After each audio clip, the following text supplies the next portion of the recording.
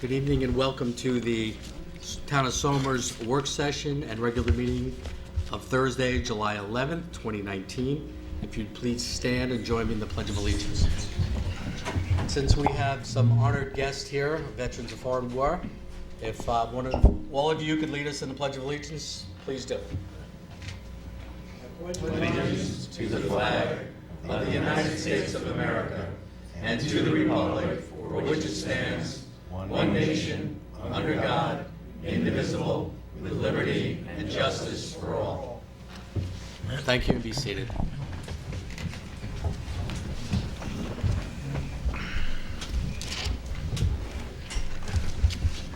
Okay, our first order of business this evening is to conduct a public hearing. I'd like to make a motion to open public hearing. Second. All in favor? Aye. So moved. Patty, publishing and posting? That was published in the Somers Record and posted on the Town Clerk's Bulletin Board on June 27th. Thank you. Okay, Roll call. Yeah. Thank you. You're welcome. Yeah. roll call. Councilman William G. Faulkner. Here. Councilman Richard G. Clinchy. Here. Councilman Anthony J. Sirico. Here. Councilman Thomas A. Garrity Jr. Here. Supervisor Rick Morrissey. Present. All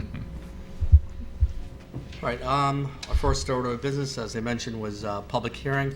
Roland, if you could tell us the contents and the purpose of Well, the amendment. what happened here was the building department noticed that there was an inconsistency between the zoning code and the littering law, where the zoning code already prohibited temporary signs, and the littering law seemed to permit them. So this is an effort to make the laws consistent in the town by prohibiting temporary signs in the littering law as well. Okay. All right, public hearing is open. Anyone here for public comment on the signage amendment? Okay. Seeing and hearing none, I'll make a motion to close the public hearing. Second. Excuse me. Signs on roads. Yes, Yeah. with a for sale and for rent sign. Up, Yep. come on. Yeah. Come up to the mic. Yeah. Did you get her name? No, she'll say when she gets up here. That's Doctor. Your name and where you live. Lillian DiLorenzo, and I'm a business owner in the Historic Preservation District. My brother and I own 344 and 346 Route 202. And the name of the business? I'm sorry? The name of the business? Well, it used to be Somers, well, we still have the same name, Somers Colonial Shop. Oh, okay. Yeah. My dad was Don. Oh, yeah. Okay. Yeah. So we went before the architectural board, and because regarding the for sale and for let signs, Correct. and we have a memorandum here. I don't know if you received this. Did you receive this? Well, why don't you continue with your Okay. comment? and we'll- All right. So basically, we just want the right to put out for sale and for let signs as business owners. Okay, so, So we went before the architectural board, and we have certain restrictions, that we put before them, and they approved them. That's what this memorandum is all about. I don't know if you want me to read it into the record. I could do that. no, that's fine. Are we copied on there? Let me see. But this is something I happen to know quite a bit about, signage in the Business Historic District. So, for sale signs have never been permitted in Yes. the Business Historic District. But based on a concern, I formed a signage task force a number of years ago, and some of their recommendations came back. There were many of them, but one of the recommendations was that businesses should be able to have a for sale, for let sign, restricted, limited time in the historic district. So what we then did is formed a Business Historic District committee, and basically I referred them to the Architectural Review Board. We're going to try an experiment or a trial period for these signs. The Architectural Review Board was working with this group, hopefully you're one of them, to design a sign for the historic district. which we already have done. Okay, so everybody in the historic district should be using that same sign. Right, so that it's uniform and it looks good and, you know, it's not That's- an that's what- eyesore. Right, that's what we're all about. Right, so we have the design here. I don't know if you received it. Okay, so we have, Yep. and we brought this before the Architectural Review Board, and they approved it. And that's what this memorandum's all about, that Okay, so that they have approved it. Right, they can approve a sign, Mm-hmm. but it would be the town board, because putting up a sign Mm-hmm. in the historic district, according to our code, town attorney will bear me out, Mm-hmm. is prohibited right now. Right, If the town board, and once we get that to review it as a board, we'll make a determination that we're gonna try it for 6 months or a year, to see how that works out. yes, because we have to, you know, we're business owners, we have to survive in order to pay our taxes and be a part of this community, you know? And Okay, but so, you're selling or renting your property. I'm sorry? I said you're selling or renting your property, Yeah, correct? leasing. A lot of us are, you know, leasing, but right now, my brother and I want to lease 2 of our buildings, and our realtors put up signs, and we were told to take them down, which we did. But, you know, we do have a right to commercial free speech under the First Amendment of the Constitution, and so we just feel that we should be able to put up these for lease signs. Right. Or for That's sale. why I have mean, a town yeah. attorney here to keep us out of trouble. But we did hear your community. We did hear the business community, and that's why we are appreciate that. entertaining, you know, that proposal to put up those signs. Which Yes. is, what we have to do is talk about duration and, you know, how long, you know, how long they go up for, based on whether you're actively listed in multiple listings Yes. or what have you. Yes, well, you know, unfortunately, you know, it's been a tough market. So the market will really depend on how quick you can lease something, you know, especially in the business district. And that's the issue. So it's kind of hard to put the parameters on how long they can be up and how long they can't, because it really depends on the market Right, itself. well, that's something that this board will work on. Right, but I'd And like. if it's reasonable and you Right. agree with it, then, you know, Right. we'll try that experiment. Right, and just a point that I would like to raise. The businesses that aren't in the historic preservation district are allowed to put up these signs for however long they want to. So I'll go down to the town center, the shopping, you know, town center, Somers Town Center, and I'll see for lease signs up forever. You know, and it's really By it's sort of like agents, though, yeah, right? it's sort of like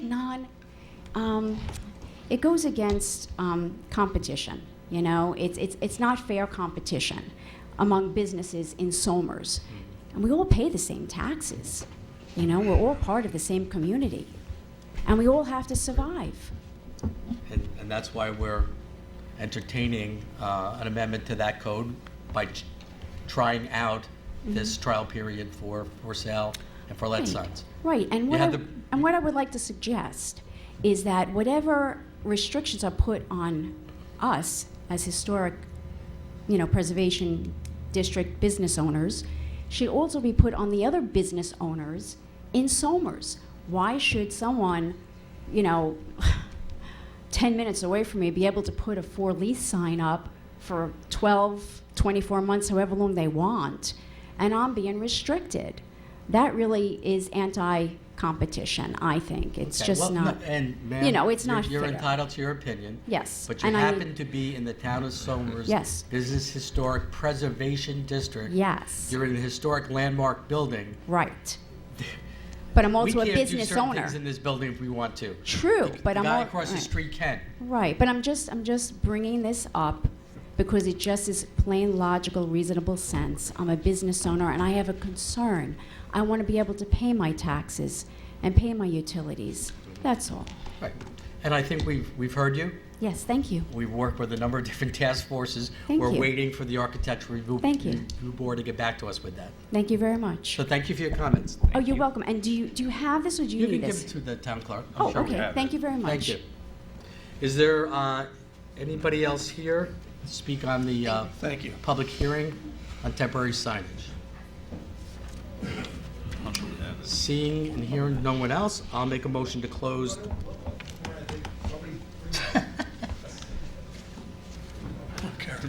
Is he coming? Let's see, put that down. Oh, Yeah. Wow. I was just about to put the gavel down on the public hearing Yeah, on Just there, signage. nick of time. Do you have a comment on the proposed amendment to the litter code, removing temporary signage? Okay, so I apologize for being late. I actually did bring the sign that we sent the design in. Can you come up to the microphone? yeah. Okay, if I could just, Karen, you did walk in here late. We had a lady that brought to our attention.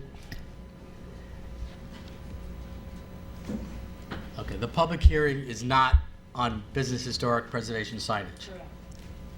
What you meant, so are we, So, we just heard from a woman that told us she's a business owner, yes, and she showed us this, that you have been working with the Architectural Review Board. correct. All right, that is a separate and apart issue from what this public hearing. This public hearing is described by our town attorney.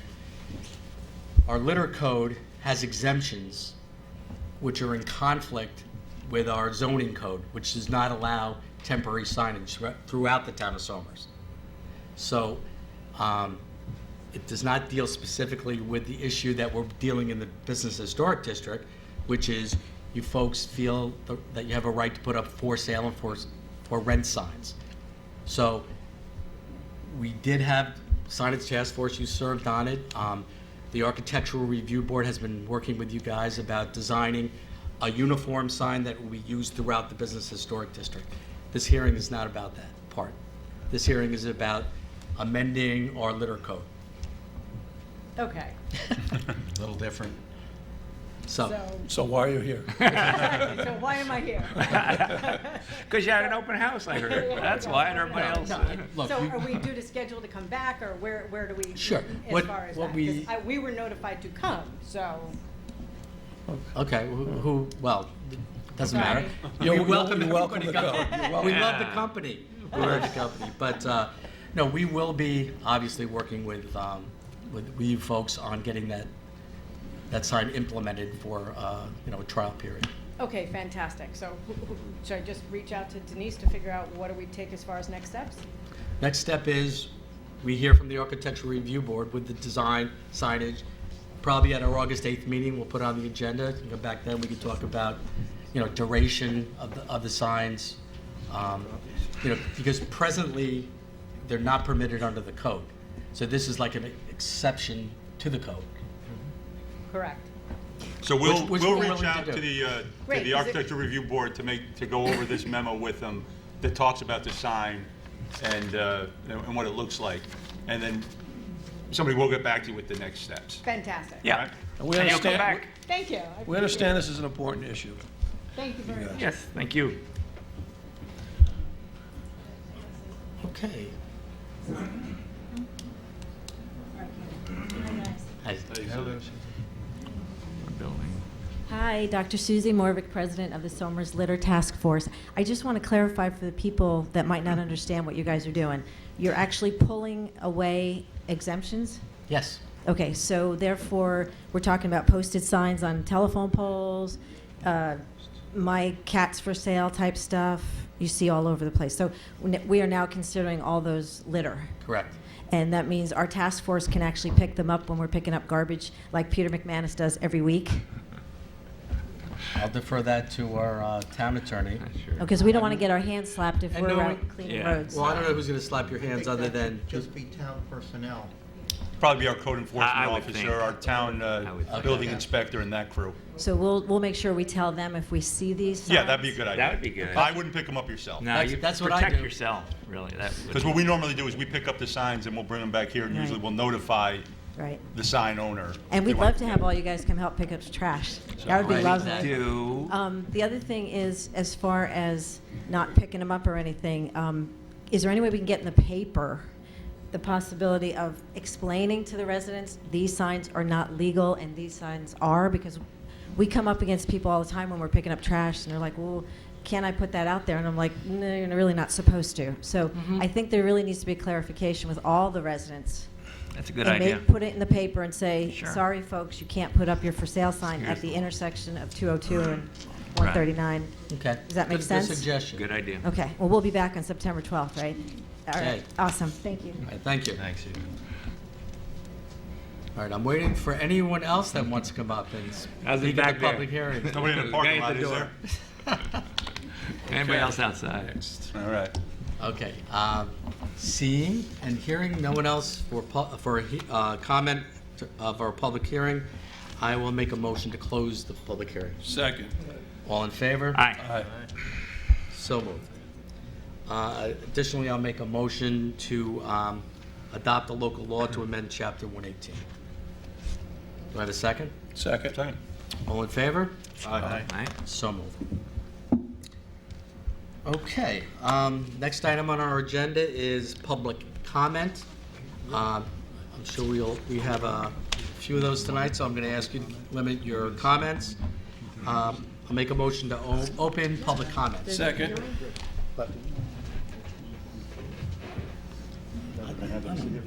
Yes, Patty. Are we able to do that? Yeah. The public hearing had to be first. Yeah, the public hearing, but we can Okay. move the veterans up before. Yeah, let's do that. Yeah, let's do Okay. that, so the Yeah, veterans let's do that. can go home. Okay. You got things to do. So the veterans will appreciate this. Any plan, when you go to put into action, or agenda, it's only good as until you begin the meeting.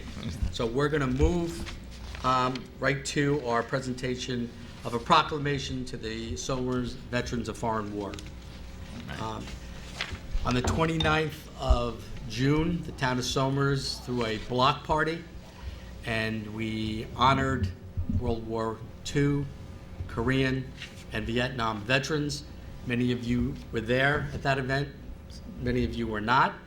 But it was the town's way of showing appreciation for your service and your sacrifice. Not only the sacrifice you did, but your families, your wives, your children, and grandchildren.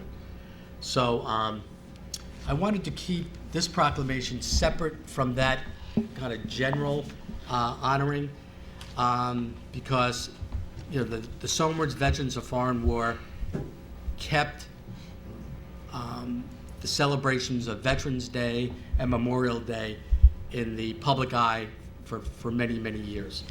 And it's, we totally understand, the membership and the time and effort it takes.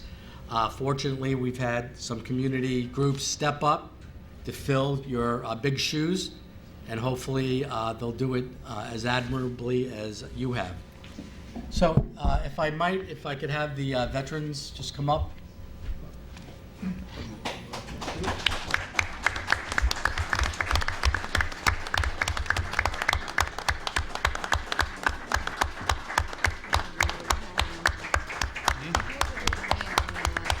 Get that.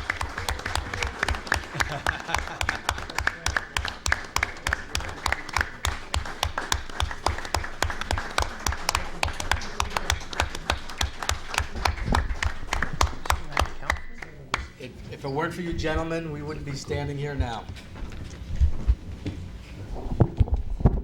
So whereas the town of Somers is indeed fortunate to be the home of many veterans that have served our country with valor and distinction, and whereas in 1994 the Somers Veterans of Foreign War Post 8213 was chartered by the Veterans of Foreign War of the United States of America, and since that time Post 8213 has been active in recognizing and fulfilling the needs of both the veterans and the greater Somers community. And whereas the Somers Veterans of Foreign War have been hosting annual community events such as the Somers Memorial Day and Veterans Day ceremonies and parades, and the Prisoner of War Missing in Action Day ceremonies.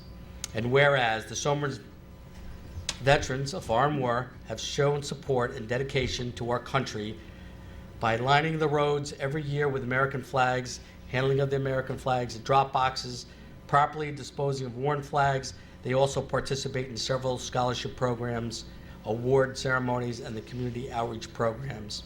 And whereas the town of Somers is extremely grateful and appreciative to the board, to the members of the Somers Veterans of Foreign War Post 8213, their past commander and current commander, Timothy McCardle, for his service to our country and to all the involved with the Somers community. It is with a heavy heart that we say farewell to this fine group of veterans in the VFW. Now therefore be it resolved that I, Rick Morrissey, Supervisor of the Town of Somers, and the entire Town Board, do hereby officially express our gratitude, thanks, and appreciation to the Somers Veterans of Foreign War, Post 8213, and hereby declare Friday, July 12th, 2019, as Somers Veterans of Foreign War Day in the Town of Somers. Given under my hand the seal, 11th day of July, 2019, Rick Morrissey, Supervisor.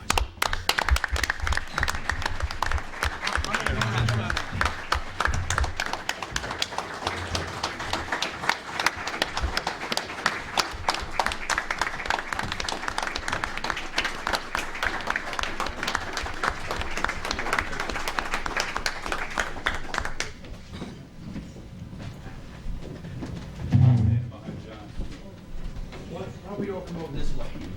Why don't you come over here, because you got two.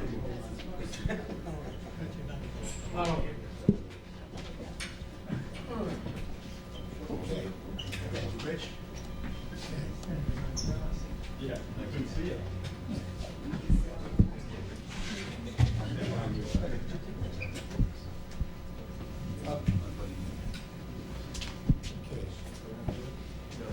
All right.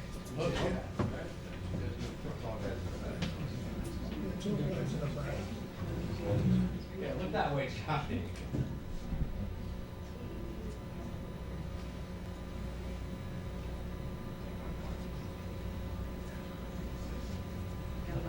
Could you guys all just give us 2 more minutes?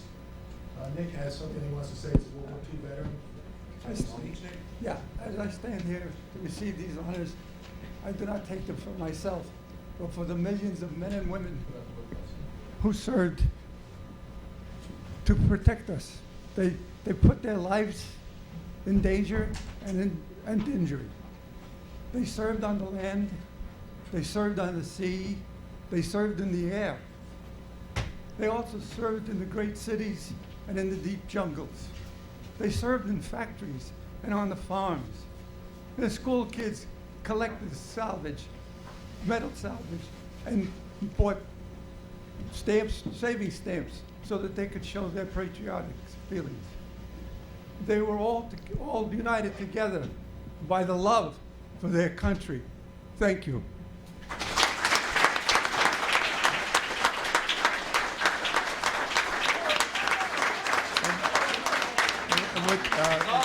Just have your attention one more time.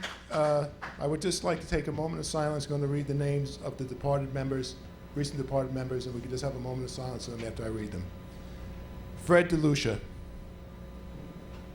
Fred DeLuca. Louis Bonamini. Lou Christensen. Mario Fusco. Robert Lang. Michael Pasquiola. Steve Moravik. Robert Reedy.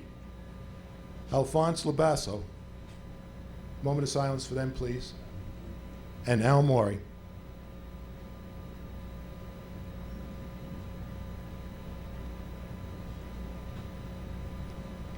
Thank you all very, very much. We really appreciate it. Thank you. Thank you.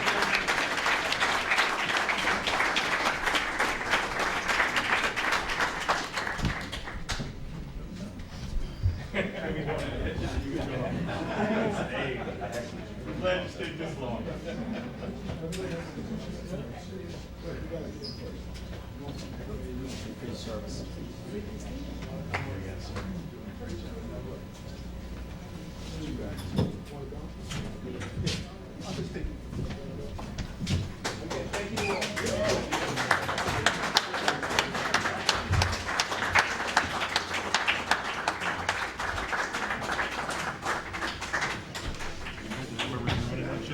No. Could you? Oh, does it? Yeah.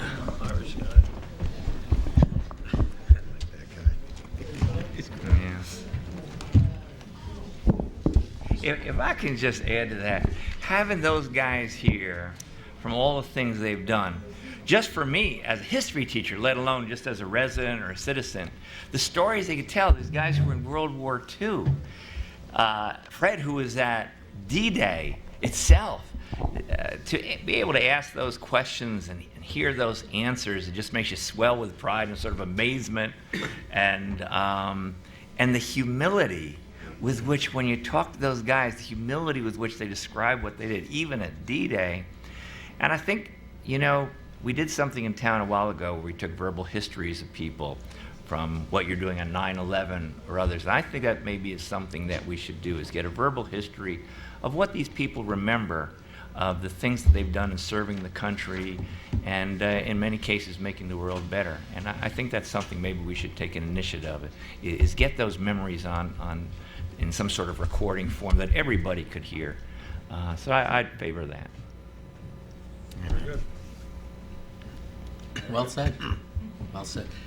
Those standing up in the back, we do now have some vacated seating, if you'd like to come down and sit. Okay. Are you going to do public comment and take comments for the Plymouth Bridge, or are you going to take comments for Plymouth Bridge during that discussion? Yeah, That's a good question. I We think should take comments we right should split it. Yeah, we should. Split it. Yeah, if it's an Take agenda general- item, you take them during the agenda item. right, so we'll have public comment, then we'll and take it. then- but clarify. Yeah. I will do that. Other items. Okay, the next item on our agenda is public comment. I'll make a motion to open public comment. Second. All in favor? Aye. So moved. And just to make it clear, public comment is an opportunity for anyone from the town of Somers to make comments regarding whatever they choose to, Non-agenda items, though. non-agenda. So, If it's on the agenda, you can, we'll have you come up and comment during that time. right, so Well, they can take my name off it'll be, Well- Your name on the list. Probably everybody's there for that reason, so, yeah. Yeah, I'd leave her name on it, though. Is there anybody who's not for that discussion later in the agenda? Just something other than the Plumbrook issue, to hear what you think about that. Anybody else? Anything Yeah, if there's different? anybody here with public comment about any item other than the Plumbrook Bridge, Yeah, yeah, I know there's a few. Yep. good.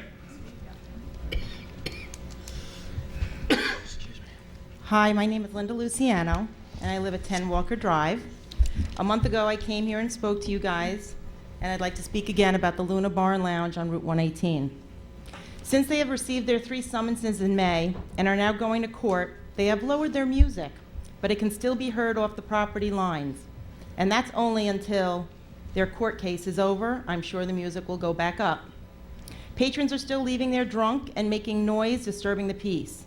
The owner threw up some insulation in the windows, but he does not want to spend money to soundproof the walls. They closed down July 4th till further notice, per their sign on their front door in Spanish, saying that they are making changes. From what we can see, nobody has been working there. It's just a game to make it look like they're doing something. If they wanted to be good neighbors instead of calling me a liar last time, why not try to rectify the issue that Mr. Jacobson, the owner of the building, has known about for years? The only thing happening with their court case is adjournments. The owner of Luna has not showed up once, even after the judge has told them twice that the owner needs to appear. The officer that issued the summonses is conveniently on vacation instead of showing up and admitting he heard the music, because my neighbor, Bob, who is here, was there and heard him say it. Now they tell us we have to get an engineer to go into their building to see what can be done. Why should we, the residents, incur costs to do investigative work to prove there is noise coming from there when we aren't the ones breaking the law? Doesn't the town have inspectors and engineers that we pay for to do this very same thing? Because the town doesn't seem to want to do the right thing and pull their cabaret license, you are causing us to incur costs and be made out to be the bad guys here, when all we want is peace and quiet in our quiet community. The owner has known of the problem for the past 9 years, and it's still happening, and you're still allowing it. You are also jeopardizing our safety. I'm sure if your children or your grandchildren were living here, you'd be concerned with what is going on here too. One of the residents could not make it here tonight, and she asked me to read her quote. It occurred to me that if my septic fails and my neighbors complain, it's not a bill for them to incur, rather it's up to me to fix. In the same way, Luna's should be fixing their own failings. This establishment was always a tavern where local people would go to play pool or watch a game on the TV. It was never a nightclub with music 5 nights a week till 4 a.m. and later. It states on their Facebook page, it's a performance and event venue. How many of you pass by this place at 1, 2, 3 a.m.? There are patrons still at this place at 4:30 to 5 in the morning, screaming and chanting outside. Nobody is monitoring this place, and they are doing what they please. It's not a town bar anymore, it's a nightclub, bringing people in who are yelling, screeching their car tires, horns blowing, patrons stumbling drunk into people's yards, scaring them in the middle of the night, throwing up on people's cars, bottles and debris left on the road and people's yards, and cars parking in front of residents' homes. They advertise that they have beautiful women, sensual women, sexy women. What is going on in there? Is this the kind of business you want in our town? Not to mention that this building is extremely old with an old septic system that cannot be handling this nightclub's business. Has anybody looked into that? He also dried out his well. We had more than a dozen residents show up to court Monday night, and at both court dates, the judge has never asked for our input or our evidence. The lawyers say that the police have never heard the music, which is a lie, because over the course of the last 9 years, the officers who shall remain nameless have said to us, "We hear it, but it's muffled. You hardly hear it." And the best was, "You should research the neighborhood before buying a house here." My husband and his family have lived on this street for 45 years and have never heard noise like this coming from this establishment. It was always a town bar, not a nightclub. The higher you go, the louder it gets. That's why it comes right into our bedroom windows on the 2nd floor and can be heard on Parkway Drive too. The chief himself was on our street 8 years ago with the owner and my husband, and he heard the music because he told the owner to lower it. None of these officers live here, and I'm sure if they did, they would not want to be disturbed every night by this noise. Again, your code states it should not be heard off of the property lines. Why amend the town code if you're not going to follow it? If someone has a party in their backyard and neighbors complain, they are quick to shut that down. How is this different? Because it's a business and they have a cabaret license, they are allowed to play it all night? Or maybe it has something to do with the fact that the owner's brother is a judge in Bedford. You are so strict with businesses in town on what they can or cannot do in their stores, and yet you are allowing this nightclub to exist in a residential neighborhood, keeping the hard-working men and women up during the night. I complained tirelessly back in 2016 when they first opened, and after getting nowhere with the Somers Police for months and having one officer refuse to give a summons after he stood on my stoop and heard it, he said they have a right to play music. That's when I gave up because it was a lost cause. Your police are protecting this business and not the residents who are paying their salaries. This past April, I started complaining again because we cannot open our windows to enjoy the nice weather during the evenings, and that's when I found out that other residents have been complaining to you and Chief Driscoll since January. Meanwhile, I was made out to be the only one who was complaining, or as the Luna Bar manager implied at the last meeting, that I was lying. I'm not the only one who hears it, and I'm 51 years old and have no reason to lie or make this up. And as you can see by the residents who are here tonight, because there are a few, I'm not lying, because the residents who are here hear it also. Have any of you been to this establishment? I'm sure you haven't. Aren't you interested in what the Luna Bar and Lounge is, since you think this business is such an asset here? You said at the last meeting that you cannot take sides because you don't know if there is noise coming from there. There are some residents here and some that could not make it. Some residents are afraid to come forth, and others feel it's going to be a waste of time. Some people have approached me in town because they saw me on TV, and they did not even know this building was in operation, because every time you pass it, there is nobody there, and that's because it doesn't open till 9 p.m. at night. I have a letter signed by several residents stating they hear the noise, and I'm not done with the signatures yet. I have a DVD with 5 videos where you can clearly hear the music coming from the establishment and people screaming. It's not a kid playing an Xbox that we are hearing, like Mr. Jacobson stated at the last board meeting.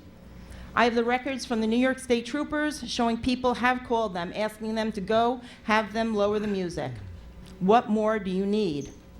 Since the troopers are the only ones on during the nights, they are the ones that we speak to and who have come to our house and heard the music. When you go up to the establishment and stand on 118, you do not hear the music because it carries out the back of the building. I'm told over and over again that because they cover so many municipalities, they do not carry their ticket books and all the town codes with them, so they cannot issue summonses. It has to be a Somers cop, but that's kind of hard when they get off at midnight. That is why the town police are saying they have no complaints, because nobody can get a hold of them at night. Sleep is the most important thing for good health, and it's not fair to the people who live around this nightclub to have to endure this 5 nights a week till 5 a.m. Some residents wear earplugs at night, and 2 residents actually go and sleep in their basement so they don't hear it. How terrible is that? People have to get up and go to work in the mornings, unlike these patrons who are out there chanting and yelling and screaming. Do you understand our frustration? Thank you very much. And I have all my proof, the letters, and everything for you. Thank you.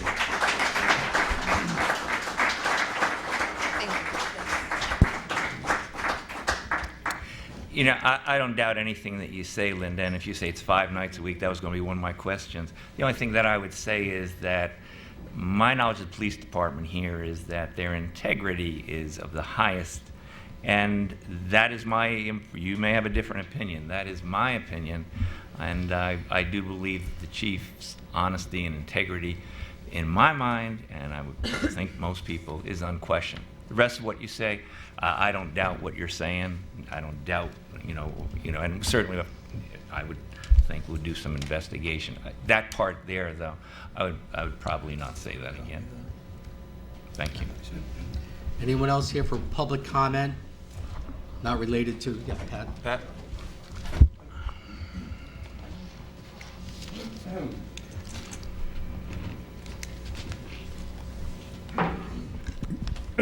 Good evening. My name is Patrick D. Senna from Lincolndale, New York. Former town board member, as you well know, for 16 years.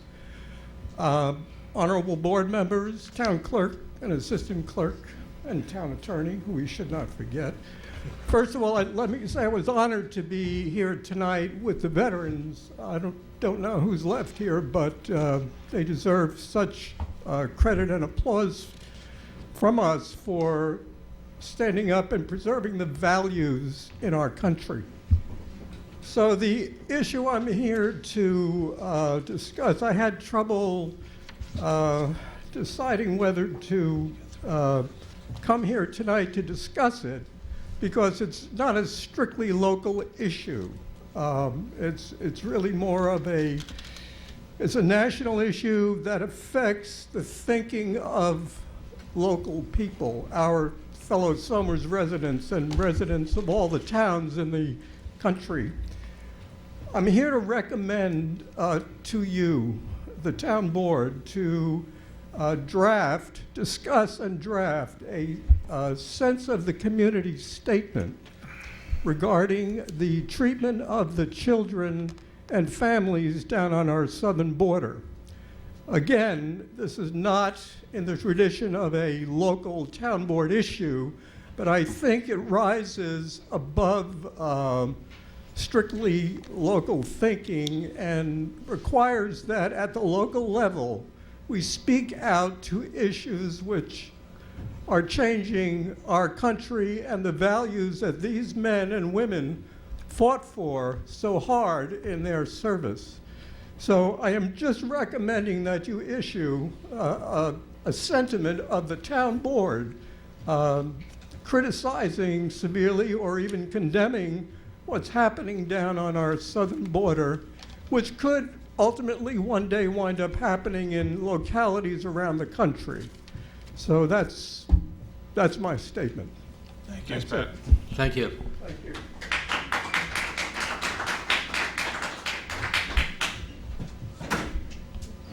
Anyone else here for public comment? Anybody else? Yeah, here it comes. Okay.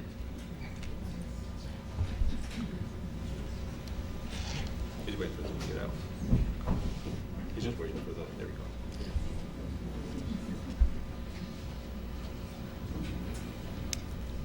My name is Bob Cavino. I live on 7 Walker Drive. I'm neighbors with Linda and Joe. And I'm here again from last month. And I just want to let you know, I'm still here. I'm still concerned about this issue because it doesn't seem to be going anywhere. I've been to the court cases on Monday, like 3 of them already, and it keeps getting postponed. And it seems like we're losing the battle. I don't know why. That's how I feel. And I just want to let you know that I'm still here and I'm not going away. But something stuck in my mind last time when I was here last month when the manager of that bar spoke, and he just lied because everybody here knows music, and he said that they don't play bass in their music. And that just stuck in my mind because there's bass in every music. So that's a big problem. The problem is when the bass is playing, it's vibrating the windows. It's not really the music that vibrates, it's the bass. But he said he doesn't play bass. And he's totally wrong. So that tells me he's a liar. He's lying about all of it. I'm just want to say I'm agreeing with everything Linda said, and I'm sticking 100% behind the whole group. The group's getting bigger. And at what point do you guys say, hey, there's something going on here when you get 100 people complaining about this issue? It's growing because people are realizing I'm coming out to talk too. I love it, but we got to do something about it. Please. Thank you. Thank you. Thank you, Mr. Vino. Thank you. Yes, sir.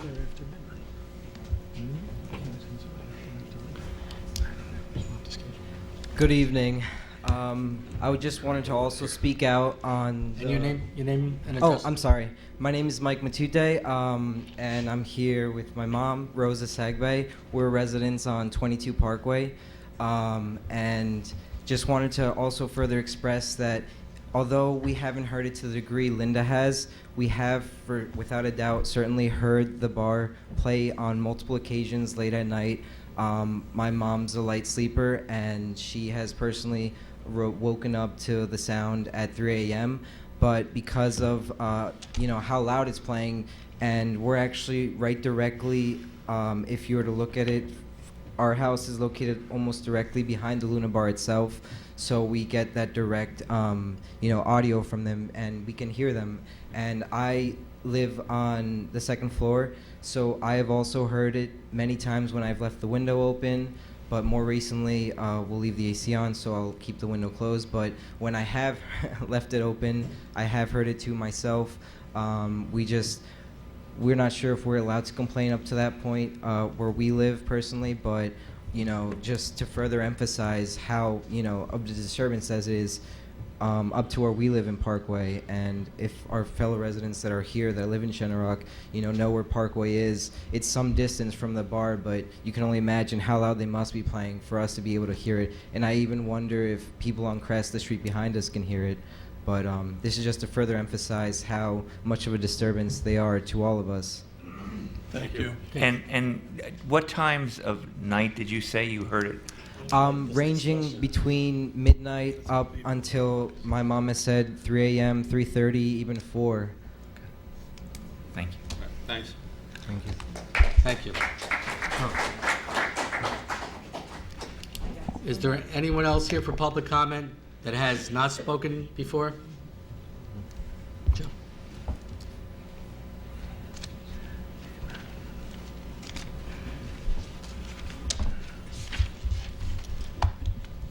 Joe Luciano, 10 Walker Drive. Gentlemen, how far of a distance is enough? The people shouldn't have to come to continue and the board not do anything. Parkway's 1,600 feet away. How far is enough? As far as your police force, they're here tonight. This chief stood on the street with me, with the owner. So if the police are saying they haven't heard it, I don't know what to say about that. He was standing there with me. Thank you.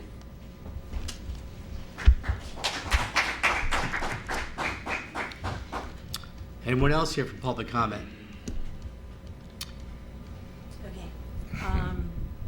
Many of you don't realize who I am and our family, but we're the ones that live directly north of the high school. And yes, we've been called crazy, any name in the book. Susie, But- face us. Oh, I'm sorry. But I just wanted to let you know that I have a solution for you guys. We have been told over and over, it's all subjective, it's all subjective. Great, no problem. We actually hired an official sound acoustical engineer last year during one of the Friday night football games, and we have hard data. So I just want to suggest to these people, it may be 3 or 4 in the morning, but if you can get hard data to show the overflow into your property, it's amazing to see it on paper. The other thing is we really need in Somers a decibel code. We don't have it. We don't have it anywhere, whether it be our neighbors with loud machines or the high school with a 50-foot scoreboard that's killing us, literally. Physiologically, noise is the worst thing for your body. We need a decibel code. Ridgefield has it. Yorktown has it. Everybody around us has it. Please, please consider it. It would help these people out. It would help all our neighbors north of the high school. And if you need any help with it, I'll help you out. So. You know, Susie, when the Thank bar you. was here Thank the you. last time, they were talking about their decibel level wasn't that high, and we said, would you go get a decibel? We were talking about the place down the road there, where if you remember, they were going to have a venue. They got a decibel meter type measurement there, and we recommended that they do that at some Right. point. We'll see if something Right. happens. Well, we also need a decibel code because it's great to see this on paper. You know, Yeah. we're in the 90s and we're what, almost 200 yards away or 150 yards away from the source, and it's you need to have that hard data. So a code would be wonderful, but I can totally empathize with all of you because our lives have been made miserable since 2007. So. Thank you, Anyway, Susie. But anyway, God bless you. Thank you.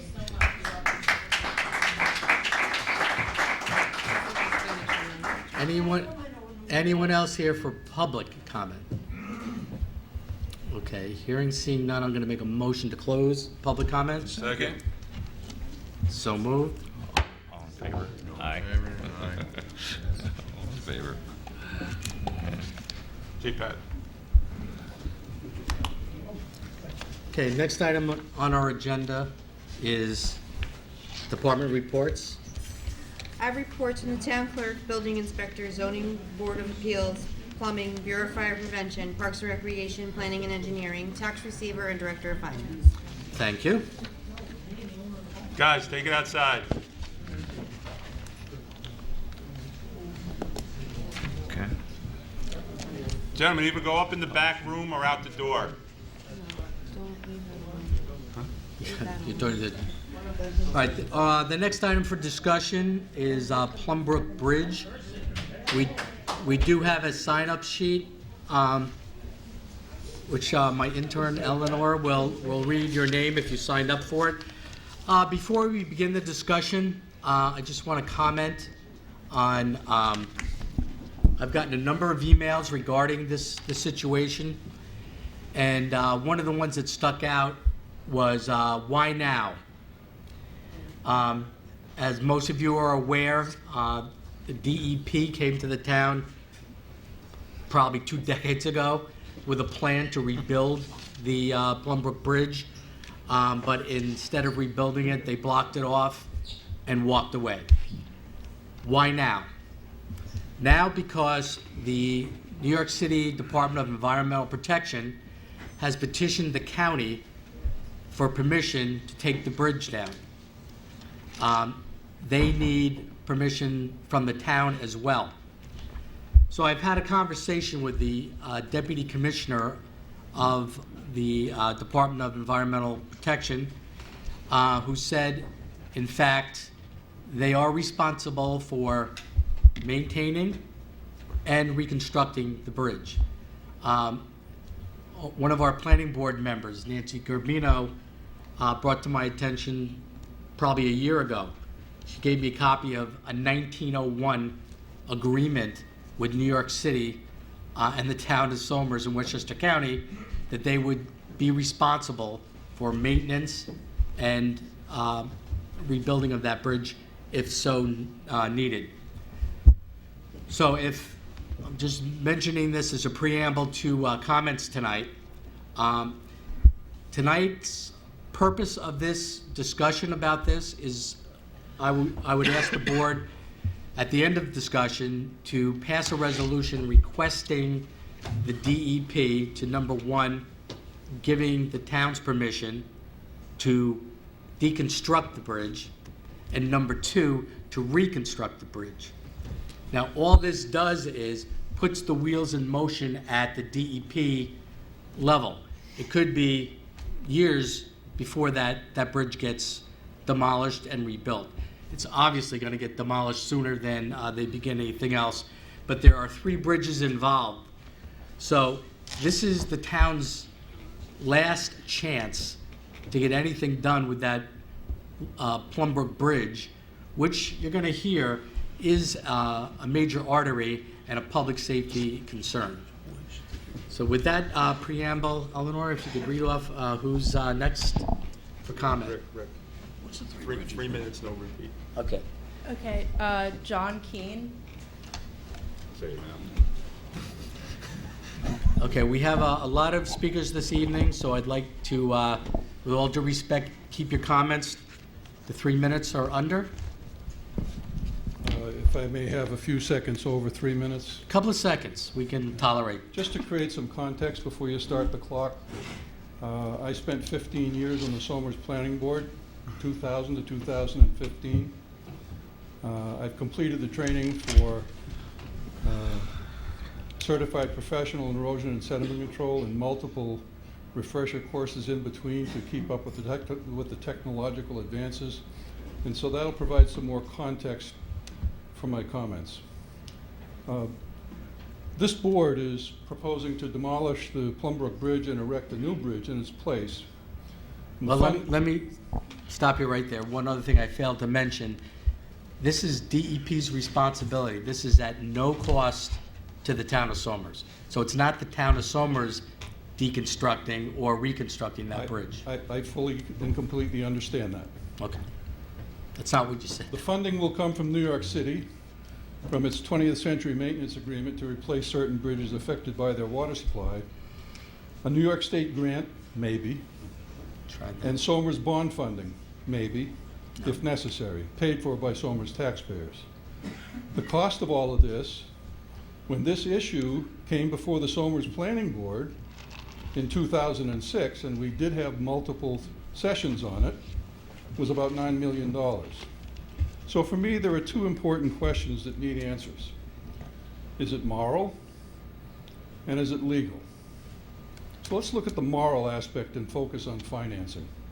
Somers, like every upstream watershed town, discharges pollutants into the New York City drinking water supply. Under New York City's original agreement, the city agreed to maintain the bridge, among others, and replace it if necessary. A new bridge will, a priori, discharge toxic pollutants directly into the Muscoot Reservoir due to the wash-off during the first half-hour rainfall, also known as the first flush, of toxic substances and toxic mixtures deposited onto the bridge surface by vehicular traffic among various sources. The greater the span of time between the rainfall events, the greater the buildup of toxic pollutants on the bridge road surface. John, if I might, we want to hear from everybody. What you're talking about is engineering, and if this is a DEP bridge, that's their water supply. They're going to use 21st century technologies to divert everything you're talking about. I wish you'd hear me out. John, we have a whole room of people that want to be heard as well. So, I mean, if you give us, we want your opinion, not a report. The toxic pollutants are. Okay. Ready? So there's toxic pollutants. What's the legal issue? Copper, zinc, lead, benzene, a known carcinogen, ethylene glycol, polycyclic aromatic hydrocarbons, a known carcinogen, that's the heating and cooling of your motor oil, carbon black from the tires, brake dust, salmonella from birds and other animals, Escherichia coli from birds and other animals, and salt from road maintenance. The implied aim of the new bridge would be to convey certain traffic, especially train station commuter traffic, to Route 138 in less time than is currently taking place. The amount of time that would be saved would be about 1.5 minutes. But there still remains a safety issue with the road. And that safety issue is the road junction at Route 100 and Plumbrook Road, because of the very steep slope, especially in the wintertime. And let's not forget the local residents who, while the bridge was opened, suffered through the volume of traffic pouring through their quiet neighborhood. So looking at things from the 10,000-foot level, New York City agreed to provide the funds for the watershed to clean up their mess and stop polluting the reservoirs under their watershed agreement. In other words, New York City taxpayers, the downstream water consumers, were to provide funds to the watershed towns, the upstream polluters, to stop polluting New York City's drinking water and to eliminate and minimize the sources of pollutants discharged into the reservoir.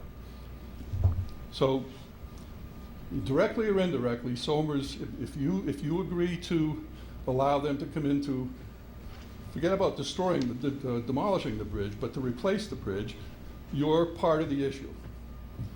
And you're seeking, so therefore you're seeking bridge maintenance money from New York City, a state grant, which may or may not be forthcoming, and a bond that the taxpayers will have to fund. So is it, in the first place, is it moral to discharge into the various New York City reservoirs? No. Is it moral to erect a bridge to exacerbate the toxic pollutants discharged directly into the reservoirs? No. Is it moral to spend money for a bridge that will basically improve somebody's commute to the train station by a minute and a half? Is that moral? No, not when you're considering spending $9 million to do it. Now let's look at the technical part of it, and I won't get too technical about it. Appreciate that. But to be fair, it's possible, and I'm talking about the legal aspect of it now, it's possible that there are remedies available to deal with the toxic pollutants discharged into the reservoir. The state stormwater manual has changed multiple times since 2006 when the planning board addressed this last. The stormwater management requirements have become stricter. Yep. The town is now responsible under its MS4 permit to maintain the status quo and not increase any pollutants discharged into the reservoirs. 30 seconds, John. There are three things relative to the legal aspect. Number one is that under the Somers Code, the reservoir is, quote unquote, not a wetland, but a water body, and essentially has to have a buffer around it, and you can't put a stormwater management practice in the buffer. Number two, according to New York DEP regulations, they frown on putting stormwater management practices in a wetland buffer. And number three, you're going to have water table issues with regard to any of the stormwater management practices that are employed because of the fact that it's too shallow. So there are three things that are going to be going against New York City in attempting to employ stormwater management practices to deal with the toxic pollutants coming off the bridge. Nothing's changed. They had the same problem in 2006. Okay, and with all due respect, while the local residents were angry, New York City couldn't convince the planning board of their plan in order to deal with the pollutants and deal with the regulations. So they have a legal problem there. That's not true. Okay. And that's all I have to say. All right, thank you. Thank you. So once again, thank you for your comments, John. I appreciate it. And all the comments to come. This is what we want to hear. This is but the first step in like I said, a long drawn-out process. This will be referred to the planning board. The stormwater issues will be spoken about, the pollutants. But a couple of clarifications. This town board has no intention of bonding to replace that bridge. And I'd love to think it's $9 million to replace it. It's probably closer to $15 million. So the fact that the New York City DEP is owning up to their responsibility to reconstruct that bridge, I want to take advantage of. If, in the end, like happened in 2006, the planning board has issues with it, or open space committee, there's other problems with it, so be it. But I don't want to let this opportunity get away from the town. So, Eleanor? Anthony Falcone.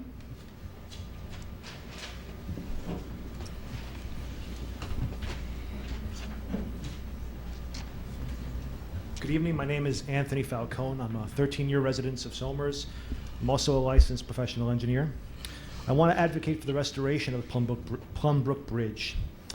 As this is a DEP-owned bridge, upon its closure in 1998, DEP advised that, and I quote, "the detour will add approximately 3.5 miles and 7 to 8 minutes of travel time to the average trip." And you can check that yourself on Google Maps right now. And at that time, the new bridge was designed and set for construction in 1998, but that never happened. Since that time, since those 20 years, a major traffic generator and destination, which is St. Joseph's Church, has been constructed to the east of at the east end of Plumbrook Road. This draws dozens of people on an average weekday, several hundred people on a slow Sunday, and several thousand people on a busy holiday or a special event. In addition to this, the religious education classes of the former St. Joseph's School in Croton Falls have now moved to the adjacent Kennedy High School, itself a long-term resident of Somers and a traffic generator and destination of itself as well. These classes have a considerable enrollment of several hundred local students on weekday evenings from 4:30 to 6 p.m. Route 138 remains the only access to these venues, and I want to advocate for the restoration of Plumbrook Bridge as an alternate means for access and egress for the people who visit and go to these venues, but more importantly, as an alternate means for access for first responders. Should a tree or down power line close Route 138, response time to these venues would easily double for Somers first responders, and it may even be quicker to call for mutual aid from North Salem at that point. Now, I recognize that the current dead-end roadway of Plumbrook east of Route 100 is home to a discrete number of residents who may have, over the past 20 years, grown accustomed to and appreciative of the rural and very quiet nature of this road. But equally for these individuals, a down tree or power line on that part of the road would provide no secondary means of access to those residents for first responders. So this status quo, in my opinion, should not be an end upon itself, especially with these new traffic generators that have opened up in the past 20 years. My position is not to be instigative of my fellow residents in this neighborhood, but only to be practical. In my opinion, this is a clear case of the reasonable needs of the many outweigh the needs of the few. And I ask that we reopen Plumbrook Road and restore this part of our street system. Thank you. Thank you. Thank you. Thanks for sticking with 3 minutes. It was under 3. You go. Excuse me, ma'am? Ma'am? Eleanor was next? No, she's doing the camera.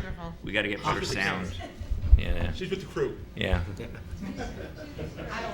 She's with the band. All right, Linda Simpson. That was funny.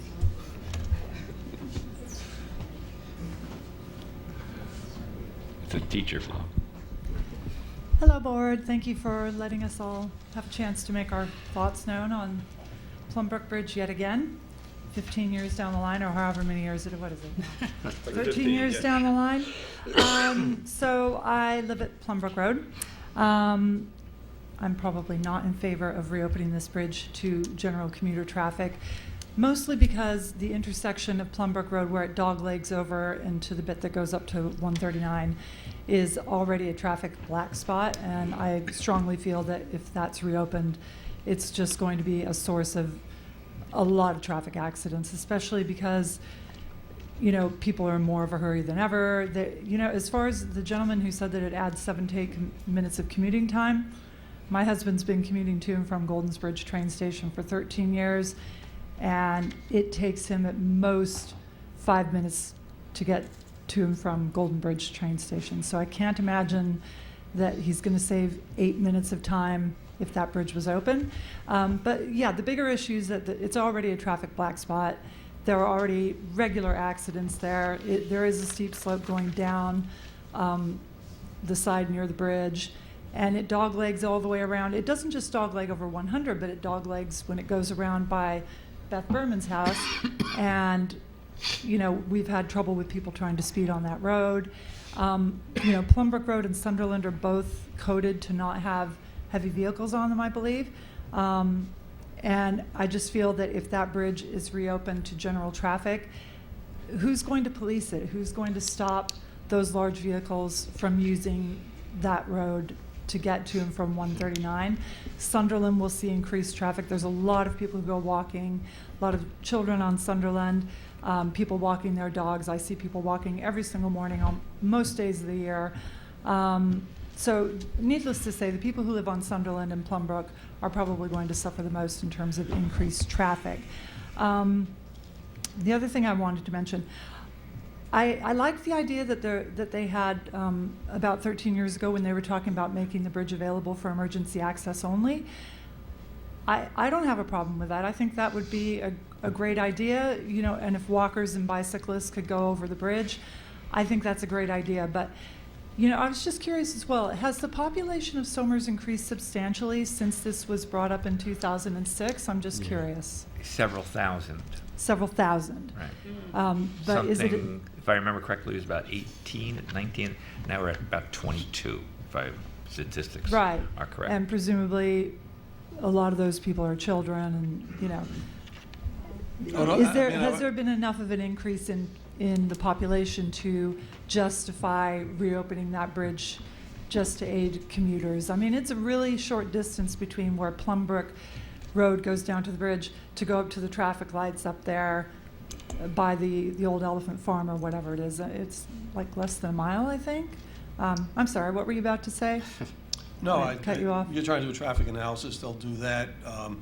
Just statistically, I always think about the school district. The census of the school district has declined from about 3,500 students to about 3,000. That being said, there's a lot of traffic coming down from the north part of the county, which is sort of creating a lot of congestion. So it's not just a simple, it's just not simply what's the population of Somers and what's going on. It's complex. Yeah. Right, yeah, We're a conduit to 684, unfortunately. Right. Other people around. But a traffic study is obviously something that, is part of this whole thing. Okay, and then the other thing I wanted to just quickly address was some people are arguing in favor of restoring this bridge because it's a historic bridge. Well, one, it's going to be completely demolished. The bridge as it is completely unsalvageable, so whatever is put in its place is simply a replica. And I personally don't think that's terribly historic. And there are actually historic properties along Plumbrook Road right now, and of course the Reynolds Homestead and Mount Zion and the Wright Rees Homestead, and that's kind of like, in addition to this area, kind of a historic part of Somers. So I don't think, funneling a lot of traffic through there is going to be terribly advantageous to any historical value that Somers has. Yeah, I haven't heard the DEP bring that up. You're correct. When they replace it, it's not going to be historically correct. Yeah, no, it's just going to be a bridge, isn't it? I mean, and it would be prohibitively expensive, I'm guessing, if they were going to try to make a replica of the bridge that was there. Well, I'd love to have one of those wood-covered yeah, bridges. that would be lovely. I'm not going to hold my breath, though. That would be lovely. I won't allude to various sections of the town code because other people have already done it. But, I think the primary issue is that Route 100 and Plumbrook intersection is already a really bad traffic black spot. There were also a lot of accidents at 139 in Plumbrook. People come really fast around that bend on 139 when they're coming north. It's just going to lead to a lot more accidents. To save a minute and a half of commuting time, I just don't see any great value. Emergency access is a great thing. If there was emergency access created, I think that's justifiable. But as far as just opening it for commuting purposes, it's very narrow. The whole thing is very narrow. It's very windy. There's a steep slope up to 100. It doglegs over 100, then down Plumbrook, and then it doglegs again with that big sharp bend in the road. You know, I just cannot see how putting more traffic on Plumbrook Road and Sunderland is going to benefit anybody, to be honest with you. They're going to get stuck in so much traffic trying to save a minute and a half of time. I just don't see how it's even feasible. Anyway, thank you very much. All right, thank you, Linda.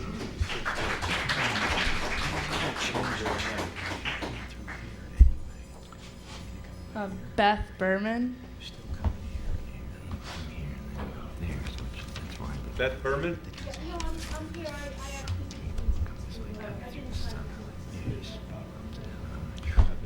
Thank you, Beth. Gio Bizia.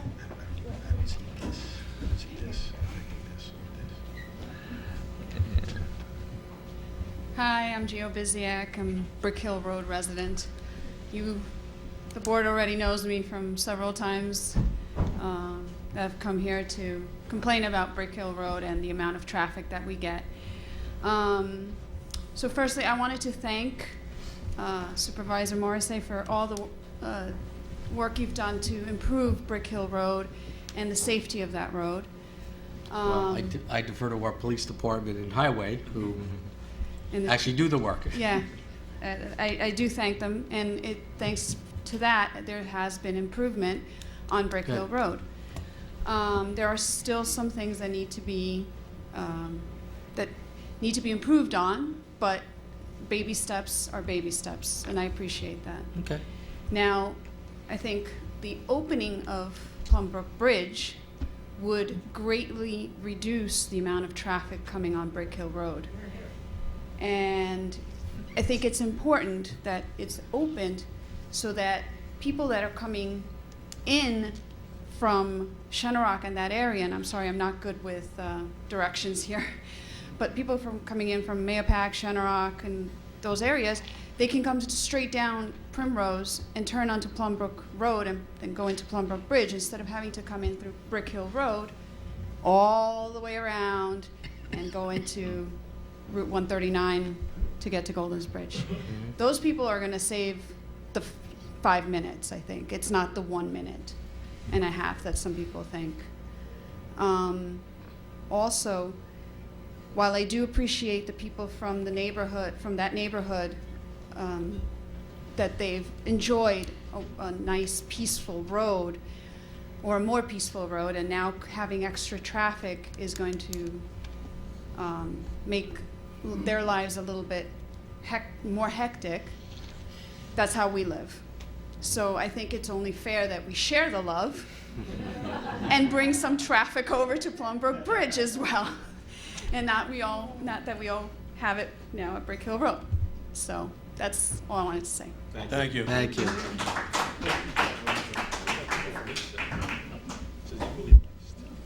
Scott Smith.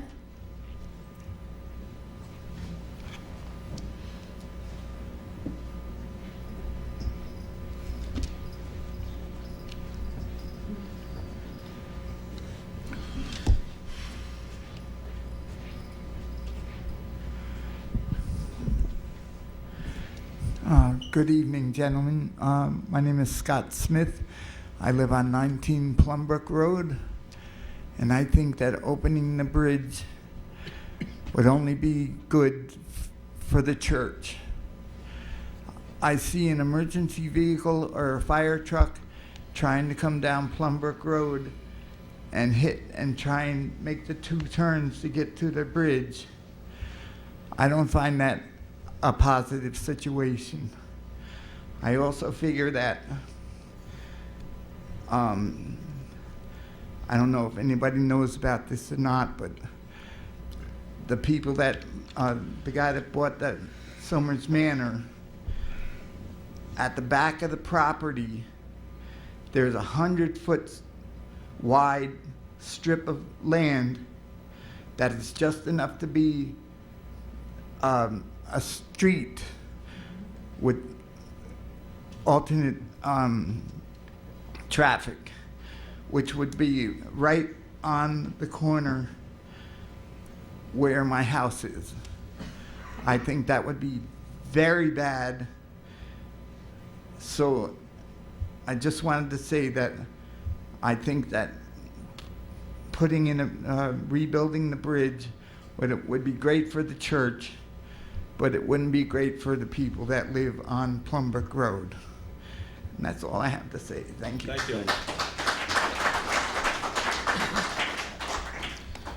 Sir, just so I understand, you're on the west side of Plumbrook, west of 100, not east of 100. Yeah, he's up near the, Crossing. up near the nursing home. Okay. Right, and just to clarify, if you're talking about that unimproved road at the corner of Plumbrook, that road is actually, was requested to be fortified by the Somers Fire Department. There's a well that they use for fire prevention down at the end of that lane. So that's not anything Paramount is doing regarding construction or through traffic. That's just an access road for the Somers Volunteer Fire Department. But I've had questions about that as well. Is that what I read on the tract of land? Yeah, That goes behind? behind the Paramount? Okay, thank you. Okay.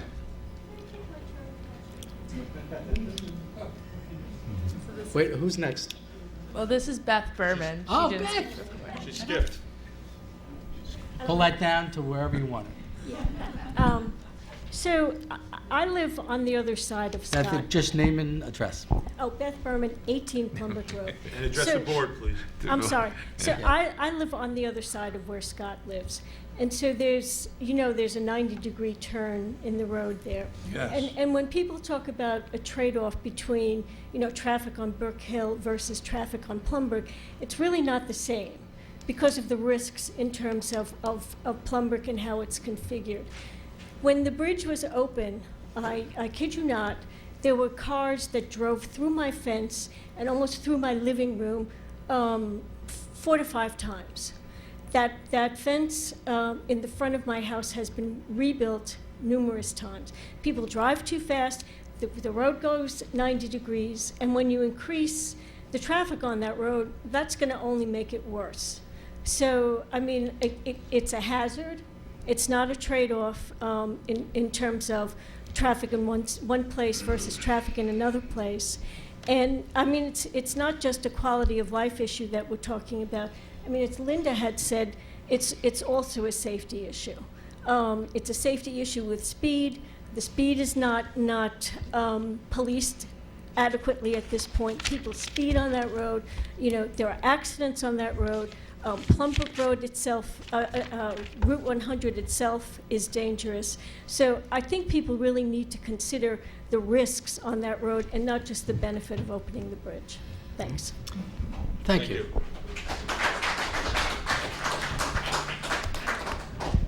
So just a brief comment regarding Plumbrook and Brick Hill.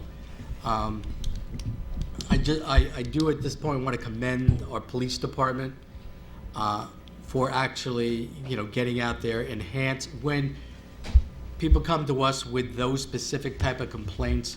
I know on Plumbrook we had our speed machine there and made many traffic stops. We have our speed machine on Brick Hill Road. We make many stops over there. We have it now on Pines Bridge Road. And these are situations that are brought to us, people speeding. So, we do try to be reactive and try to keep our roads safe. So, and our... I mean, when you have to factor in that there's a 90-degree turn there, that makes it that much more dangerous. Right, understood. Bill Keane.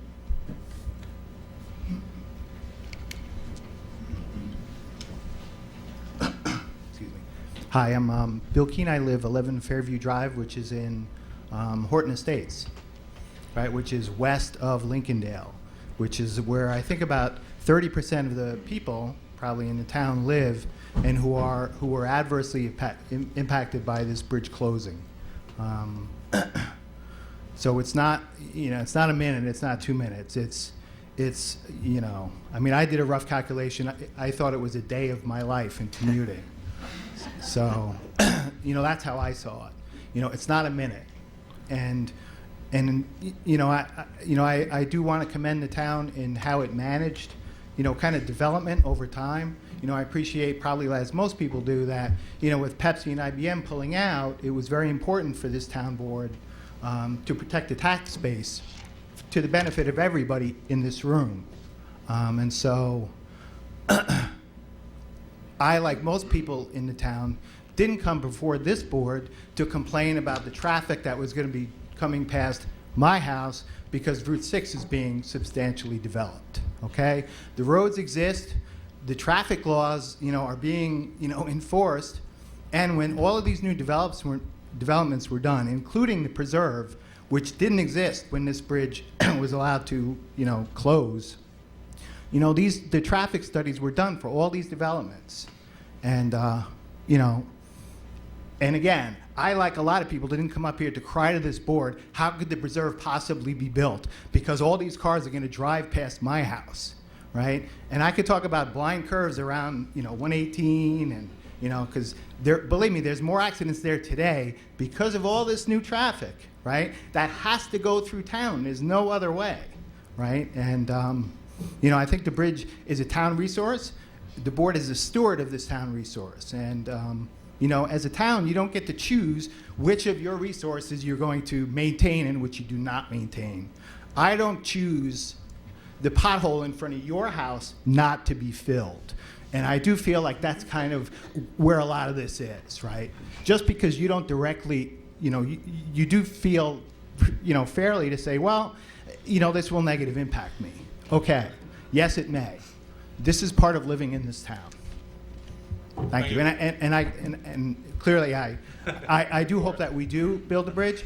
For what it's worth, I think we should get a design before you allow them to tear it down. Because when they when they closed it down, they said, we have a design ready, and they didn't. So for what it's worth, I would say let's see the design, let's see the engineering before you can remove the bridge, because the bridge isn't going to fall down with nobody using it. Yeah. Thank you. I'll tell you, I would be happy to get something in writing from them that they're going to reconstruct it. Once again, this is a small step in a very long process to actually seeing this to fruition. Once again, our planning board will review, and our architectural review board will review things. Let's continue.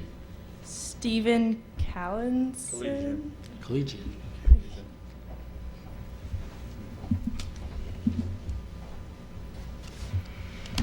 Good evening. I'm Stephen Kalajian. I live on 13 Sunderland Lane. I'm a resident of the town of Somers for the last 20 plus years. About a week ago, I walked to my mailbox, and as I was opening and pulling out the mail, I saw a flyer about the reopening of the Plumbrook Bridge. And I actually stood there and I felt dazed, because I remember some 14 or 15 years ago, my good friend and neighbor Linda Simpson and I, because I know there are a lot of people from our neighborhood who are here, who are new to the town. We fought vigorously, and my position then and my position now has been the negative impact for this community. In the 20 years I've lived here, I have seen a significant increase. I think, Rich, you said about 4,000, 5,000 new residents per se. 3 or 4. All right, 3 or 4. Well, regardless of the fact, the negative impact was always my position on the community. And the town board heard me then, and I'm asking you now, all of you, the town board, to hear us all now. The safety is important. A life cannot be brought back based upon saving 3, 4, 5 minutes of time. Basically, to me, that is a travesty. If anybody on this board can tell me otherwise, then I would really look to have that argument. Again, living in this town for 20 years, I've instructed my children not to walk up and down Sunderland Lane. As you know, many years ago, I've asked the town board if they can do exactly what they did on Cherry Street heading into Bedford Hills. I was told no. I understood why. Because the Sunderland Lane is used by police and fire, so you can't have the bumps in the road. Fine, I fully understand that. When a fire truck goes whizzing by my home, you can't really, it's really hard for them to go over a bump like that. Again, I stated to my children, you are prohibited from walking up and down Sunderland. You go to the high school track and walk.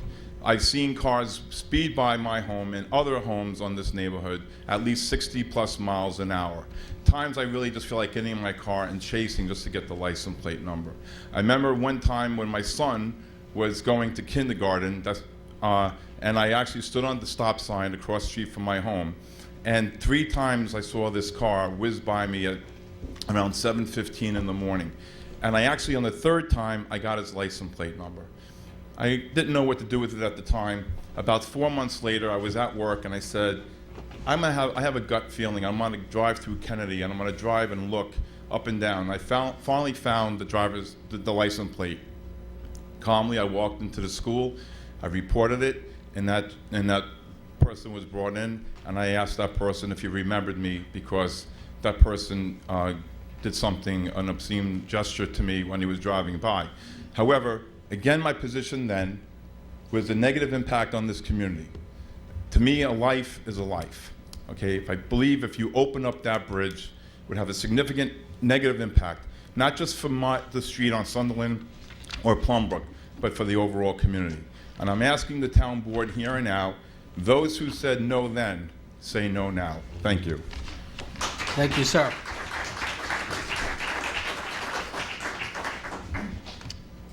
Okay. Michael Rinaldi.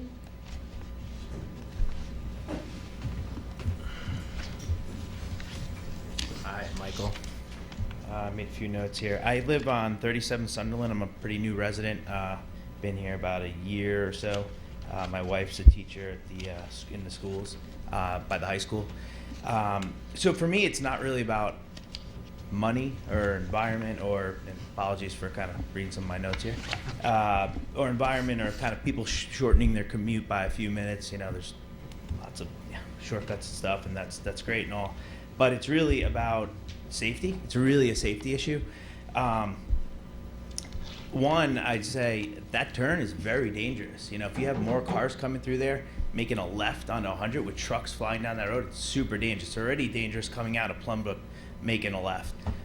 Making a left from the opposite direction would be, I'd say, even more dangerous. I'd at least absolutely restrict only right turns if this were to happen. And once again, I don't think it should happen. The other thing I'd say is that, you know, it'll just serve to funnel traffic through Sunderland even more. I live right on Sunderland, and I watch all day and all night long cars just fly by the stop signs, and I know we've had a lot of police there kind of patrolling that, trying to slow it down, and it's been, I'd say, somewhat successful. I mean, they've been pulling people over all day long in front of my house, but as soon as they're gone, the cars just keep flying through the stop signs. And just kind of, you know, opening this up would just cause that problem to be even greater. Most of the children I know on that road are under the age of 6. I have 3 that are under the age of 4. Some of the people in here are probably children that are even younger, and they're all my neighbors. And, you know, we try to ride bikes and stuff on that road, and it's very, I mean, I just worry tremendously and with the current traffic. And so if you open that bridge, it's going to funnel a lot more traffic, and obviously it's going to be a bigger concern, a bigger safety problem. So I think that's about it. What other points that I have here? You know, I would just, I guess, suggest that keeping the roads on the larger, keeping cars and trucks on the roads that are built for, larger volumes like 138 and 100 would be the smart move, and not funneling stuff through smaller roads like Plumbrook or Sunderland, et cetera, et cetera. Thank you. Thank you. Steven Schubert. What's his first name? I didn't get it. Michael Rinaldi. Good evening. Steven Schubert, 41 Sunderland Lane. When making the decision to purchase our home, one of our criteria is that the home be in a walkable neighborhood. No double yellow lines, no heavy traffic, so that we can walk what was then 3 dogs, but now 1, but also be able to walk the neighborhood with our children. Now, having lived on Sunderland Lane for 6 years, I could say that it is almost impossible to walk the road without risk of injury or getting hit by a speeding car. Supervisor Marcy, I know you've received emails from my wife incessantly. She's emailed Chief Driscoll, and we appreciate the response in bringing the police to monitor the road. But the reality is that the minute the police leave, as one of my neighbors just said, everyone's speeding. And I mean, Sunderland Lane is a known cut through. It's a daily issue, and one of my kids was actually even almost hit by a car. As someone else here said, what's it going to take to stop the incessant speeding on Sunderland Lane? We are very concerned that if this bridge opens up, it will absolutely, as someone who lives on Brick Hill said, people will stop using Brick Hill. They're going to come down Primrose, and where are they going to make a left? They're not going to make a left onto Plumbrook. They're going to make a left onto Sunderland. Sunderland's wider, it's open, and let's face it, most people who are driving through, they're not stopping at those stop signs. Some of them are rolling through, some of them are blatantly disregarding them. And the Somers buses, they're requiring us to walk on Sunderland Lane, down the block, to the stop sign to bring our kids to the bus stop. Basically inviting the potential for someone to eventually get hurt. One of the things I keep hearing is the traffic problems and the traffic flow. I'm in real estate development, and I've done work all over the country, and I've heard and seen comments about the number of traffic lights that exist in the town when none did 20 years ago. One of the things I would love for the town to start exploring is alternative means for traffic flow, specifically roundabouts. It's something that's being used successfully in other parts of the country where it's not stopping traffic but keeping traffic flowing.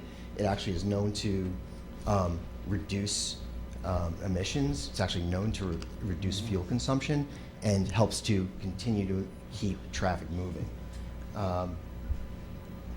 What I'd also request is that you re-explore the possible installation of the speed bumps or whatever they're called, because if Cherry Street can do it and the town of Bedford can get their emergency vehicles down Cherry Street, I have to imagine that we can figure out a way to do that too. Thank you.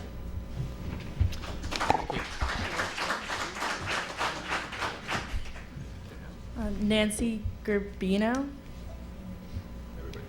Change now. I'm the last one. 3 minutes. Okay. I'm Nancy Gerbino. I've lived here pushing 60 years. I've served for many years with John Keane, and I learned a lot from him. He's an engineer. I'm not an engineer. What I learned from John was, now I've lived here 60 years, but I needed him to understand where I lived. Somers is an auto-centric town. Did I get the term right? Yeah. We live in our automobiles. But recently, due to input from newer folks, we've started to build sidewalks. And that's kind of interesting. So let me address what I've heard here tonight. I am basically going to speak about this Nancy, bridge. maybe into the mic would be better. I'm basically going to speak about the bridge. I know a lot about it. Just bend it down, that's it. I know a lot about it. It's going to fall. A little background. 1877, the state of New York gave the city the right to impound all our bottomland and to take over 2 of our rivers. And that totally eviscerated this town and took away the livelihoods of all the dairy farmers in that bottomland. And it altered our roads. And as part of that, in 1877, they adopted, the state did, a law that's behind what we're all talking about. And that law said that the city had to either give us the town money outright to replace the roads they lost, or they had to, you've already heard, build a bridge and forever maintain it where it would help. So I have something additional to tell you that you as a board don't know. In 1939 or 1938, I can't remember which year, I was 4 or 5, there was a terrible, terrible hurricane in which Route 100 from the center of town all the way down to Whitehall Corners was erased by the flooding that occurred in the reservoir along there. So the state came in and rebuilt Route 100. But they failed to do something when they did that. And what they failed to do, which they are required by law, is wherever they impacted your local roads, they are to fix that, and they didn't. And that is why Plumbrook Road has that steep slope going down to the bridge. Now, I found that out from our former full-time town engineer. When I brought him and showed him how Route 100 was built, he went, "Oh my God, they were required," and he quoted some law to rebuild all the, that's why that road is that steep slope, because they never adjusted our road to match this big highway they built up there. That's why that's there. So if you end up with the bridge, I would go after the state. I don't know, after all these years, but you can prove they never did it. Well, we went after 1901 agreement with the city. You let our town attorney give him a reference, and we'll look into that. Yeah, I mean, but he was so adamant about it, you know, and it was just as he was getting ready to retire, so he wasn't interested in pursuing that. The only other comment I would like to make, I was impressed with the last speaker. I'm sorry I forgot your name. You talk about roundabouts. I mean, that is... Nancy, if you could address this. Roundabouts. I mean, that really is a super thing. I really feel for the people on Sunderland Lane. By the way, you don't have that problem because of a bridge. You have that problem because people have these little gadgets you put on your dashboard that tell you how to avoid the 90-degree turn on Plumbrook Road. That's why they're going down there. You know, that's not an excuse, but that you have that not because of a bridge. You're going to have that anyway. New bridge or no bridge, you're going just because of that.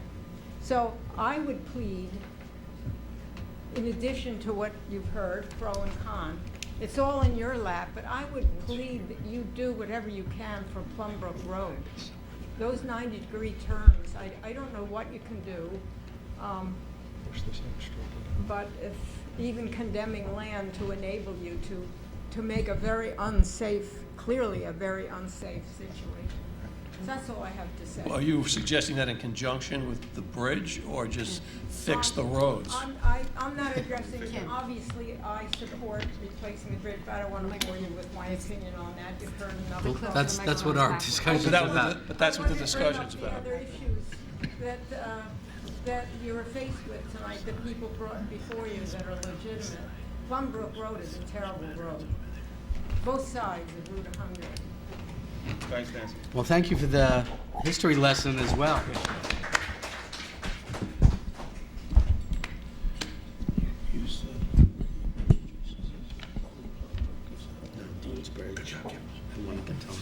Yeah, we have one more person.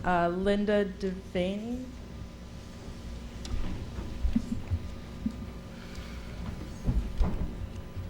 Good evening. Good evening. My name is Linda Devaney. I live at 1 Steadwell Place. My mailing address is Katona, but I do live in the town of Somers. I did not originally intend to speak at this meeting, but I felt that there was a dearth of bridge supporters, and so I just felt that I wanted to put my 2 cents in since I was here. A number of points have been brought up, and I do understand everybody's concerns from both sides regarding pro the bridge and anti the bridge. There has been much discussion about the 90-degree turns on Plumbrook Road coming from 100 towards 139. Very true. Those are I would imagine that's an antiquated road that was probably built that way based upon horse travel and property lines and farms that were there when the road came to be. Unless there's some determination that the road is going to be changed and there's going to be eminent domain and taking of land to straighten out the road, there's nothing that can be done about that. From where I live right now, I already am cutting across on that part of Plumbrook Road all the time because that's how I can get over to 100 to the other side of the town. To go to Goldens Bridge train station, St. Joseph's Church, Kennedy High School, go down Plumbrook, make the left on 100, go down to 138, make that right turn there, and it's happening multiple times a day. My husband goes to the train station, my daughter went to Kennedy, I go to St. Joseph's Church, doing it all the time. So whether the bridge is open or not, I'm still traveling on that portion of Plumbrook that we're talking about being unsafe. And I do agree, those turns are terrible. But again, that's the nature of having 200-year-old roads or perhaps 300-year-old roads. Speeding, people speed. Speeding is already against the law. We've already lowered the speed limits. You really can't legislate against people's stupidity, unfortunately, and people taking chances and engaging in risky behaviors. I wish we could do something to stop it, but we really can't. I don't think people's stupidity should be a reason to not create the bridge, not rebuild the bridge. I think the safety concerns regarding emergency vehicles, fire and ambulance vehicles being able to get to Kennedy High School, to be able to get to St. Joseph's Church, are very important issues. There are a lot of children and teenagers there between, as has been said, religious education for St. Joseph's and the students going to Kennedy, as well as many, many elderly people who go to church every morning there at St. Joseph's. Right now, it's just no way to get through there except that one street, 138, which is one lane each direction. All you need is a fender bender to perhaps cause some sort of health calamity for someone who can't get an ambulance or emergency rescue people in time because there's no other way to get there. And again, people do stupid things, that's true. People do risky behaviors, but I just don't think you can look at somebody speeding to be a reason not to open the bridge and create a safety avenue for emergency vehicles. Thank you. Thank you. Thank you. Robert Pless. Keep scrolling. What's his last name? Hi, Robert Fless, 1 Otha Drive, Katona, New York. I live right on the corner of Otha and Plumbrook. And I built the house about 25 years ago, and I lived there when that bridge was open. And 25 years ago, that road was a highway, and there was multiple accidents. It was bad. You couldn't walk on it. You can't now anyway. But with the population growth of 25 years, you open that bridge, you're going to have traffic backed up that hill up to Plumbrook. I guarantee you. It backs up there now. Not up the hill, but it's going to be really bad. The buses use it in the morning. We see anywhere from 15 to 25 buses every morning, every afternoon. They use it as a cut through to go to different schools. They're empty, but you got these buses going around the hairpins. There's no room. It's going to be a really bad situation on our road. And Sunderland's going to have the same issue, and they did 25 years ago. And I really don't want to see that bridge built. It's going to be bad. Thank you. Yeah. Thank you. Thank you. Okay. Anyone else here for comment? I'm sorry to get my name on the list. My name is Kim McCormick. I live on the corner of Sunderland and Plumbrook Road. My address is 45 Sunderland, and it used to be 35 Plumbrook. So I have lived there for over 40 years, and I have been there when the bridge was open, and of course continued to live here with it being closed. I know we have brought to the town concerns about Plumbrook and Sunderland repeatedly. and especially about the speeding issues. There are also noise concern issues, but the speeding on those roads has increased dramatically over the years. It is not what it used to be. The amount of traffic going through is much, much more and much, much faster. And I think that with reopening the bridge, you're going to end up with even more of a huge issue that we haven't been able to solve without the bridge open. So it really concerns me greatly that you would consider reopening the bridge without solving some of these other issues of the roads and the speeding and the traffic issues. So I appreciate you. Thank you. All right, thank you.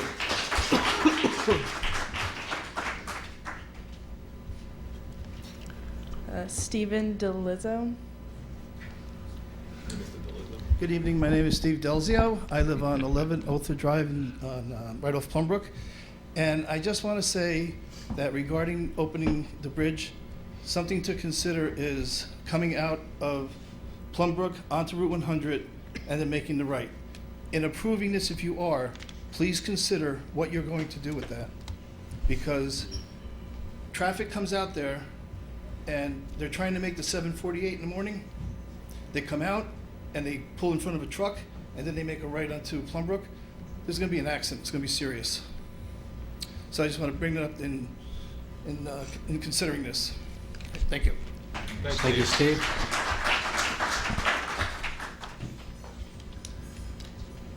Anybody else here for comment on the Plumbrook?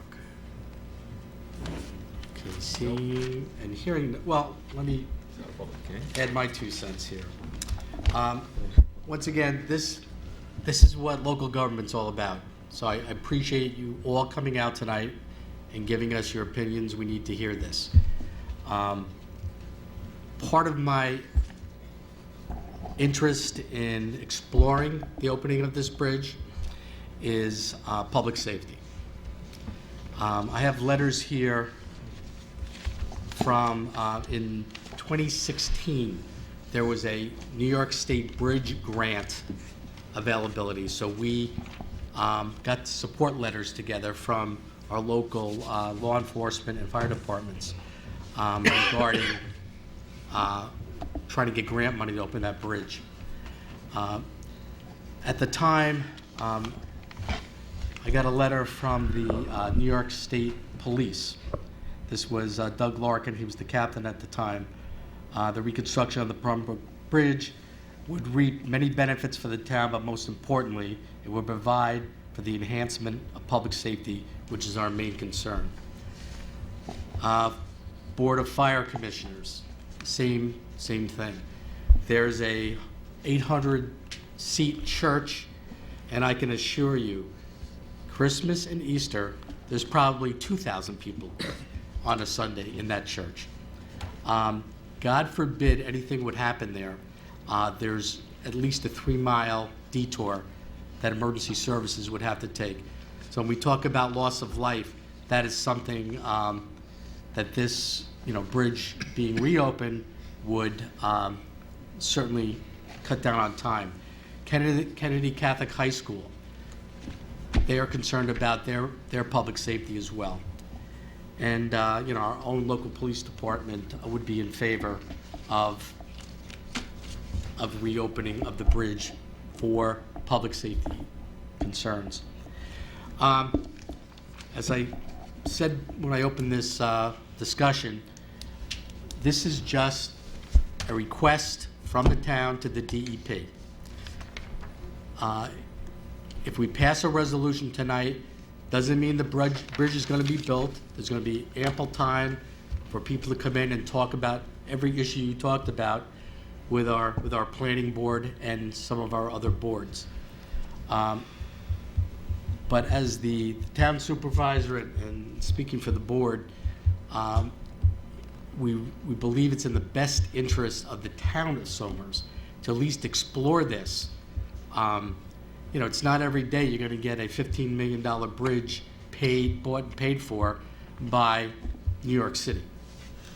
And we're not going to be bonding, we're not going to be using tax dollars to rebuild that bridge. Regarding the roads most impacted, as I heard tonight, are Sutherland and Plumbrook. You know, there are, you know, this is probably not the place to talk about all the controls you can do, but prohibiting left-hand turns off of 139 onto Sutherland may be a possibility. What we do about the 90-degree turns on Plumbrook, you know, that's something we inherited. The concern about 100 in Plumbrook is a valid one. Nancy, we were able to contact DP and they agreed that they are in charge of maintenance. We researched that DOT did not complete their job when they rebuilt 100, causing that disaster of an intersection. So there's a lot of work to be done. But once again, this board is going to err on the side of public safety each and every time. So, any other comments? I just had a question early in your comments. Come on, up to the... Good evening. My name is Joe Kelly. Joe. I live on Carolyn Way. You mentioned that there were 3 bridges involved.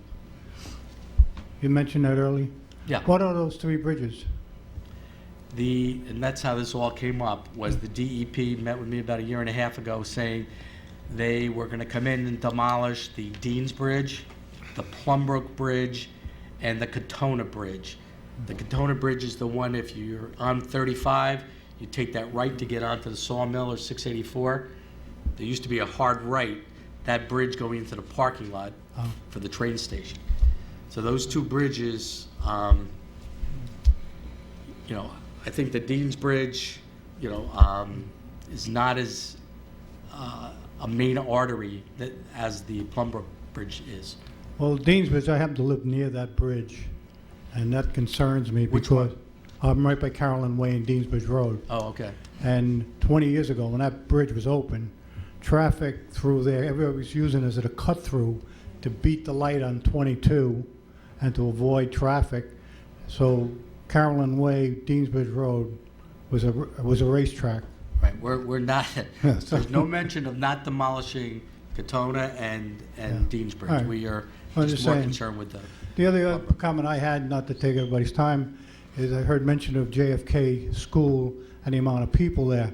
In the town I lived in before, when they had large events at these schools, they used to park the fire truck at the school or police car to avoid any possibility. But does JFK pay any taxes? Does JFK pay any taxes to the town? They're a not-for-profit. They would pay special They're district. a nonprofit. They pay fire district taxes. Right. Go there, pay taxes in this town, and so do their children. Well, maybe some don't go to that church, but the other point. Sir, what's Joe, what you're But the point is, what I'm is- not going to start an argument. I'm just saying, point about the pothole, the parity about the potholes. We don't improve your potholes by giving somebody else a pothole. So I'm just using that analogy that, you know, there might be a better answer for the people living over on 118 and Brick Hill Road, but not to screw up the people on Plumbrook to compensate them. So that's the only point I want to make. We can't share the love, as somebody said. So thank you. Okay, thank you, Joe. Okay, is anyone else here for public comment that has not spoken before? Anybody else? Repeat? Really would like to close this. So the DEP is paying for this bridge, but is this like for eternity? And ultimately, isn't that money still coming from the taxpayer? The DEP's money? It's still coming from the taxpayers, right? So, no? Well, it's coming from a big group of. Well, yeah, New York City. New York City. Taxpayers paying for it. 8 million other people. Yeah. Right. Makes sense. So we don't pay anything at all? No, they're responsible for the bridge. Right, okay. And if that okay, I agreement just that was we got curious into in about that. 1901 holds true in 2019, hopefully in 3019 will still be in place. Okay, the 3019, that's 30. very optimistic. 30. And, you know, and Thousand just, years. I was listening Exactly. to what you were saying about safety, and, you know, you can't say that the safety of the people at the church or at the school is more valuable than the safety of No one's people saying who are that, going Linda. to- No, I know, but at that intersection where there really have been accidents, there have been fatalities since I've lived there and stuff, so it's not like, you know, one group of people is any more important, and I know you don't believe that anyway, but there is the Golden Bridge Fire Department as well, and isn't that almost equidistant to Kennedy Catholic High School as our fire department is to Kennedy Catholic? I'm just thinking, because I know where that Golden Bridge Fire Department is. That would Aren't be they considered served by mutual that aid. as well? That would be considered mutual aid, though, and they're secondary to our Right. department. Right. So our department would get called first, and then if there's an issue, then they would call them, which would add more time. All right, thank you. All right, thanks. Thank you. Kristen, we'll get it. Okay, I'd like to make a, No, this is the last second one. Steve, this is the first step in what's going to be months and possibly years. Well, hopefully I'm in You've been Florida. here before. Hopefully I'm in Florida by then. One point, is that you mentioned the letters from the state police, right? So 20 years ago, I was in favor of keeping the Somers Barracks. I fought vigorously to keep them. I actually tried to get them the property on the Amato Farm instead of moving up to Carmel and other places. The letter that you have there is saying that it would be beneficial to have that bridge open. But the state police here in Somers covers a wide variety of area here in Westchester County. So if they need help in Armonk or Bedford, they got to run down 684. To save 3 minutes, 4 minutes, to me, and I understand that they wrote a letter, but to me, that Somers Barracks covers many towns in the area. So that's what I wanted to make that point. Thank you. thank you. Okay, I'd like to make a motion to close discussion on the Plum Brook. Second. All in favor? Aye. So moved. And once again, I want to thank everyone that came and expressed their opinion. We appreciate it. Want to take a 5 minute break? Yeah, let the people go. Okay, we're gonna take a Let our 5-minute people break. go. Let our You are all people free to go. leave the room. Okay, we're back from our 5-minute break. And as we still have people leaving, I'm going to make a motion that we adjourn to executive session to return. Hopefully, it's only 5 or 10 minutes. For the purpose of. For the purpose of personnel and public safety. Right. All in favor? Aye. Aye. So moved. Okay, we're back from executive session. And we went into executive session for personnel and public safety. Now we're back. And we had discussions on the Plum Brook Bridge. So gentlemen, we've heard, pros and cons of this. This is the beginning of what's to be a long drawn-out process. But I would like to make a motion to pass a resolution to begin the process by, number one, requesting of the New York City DEP to deconstruct the existing Plum Brook Bridge with the understanding that they're agreeing to rebuild the existing bridge or replace it. Second.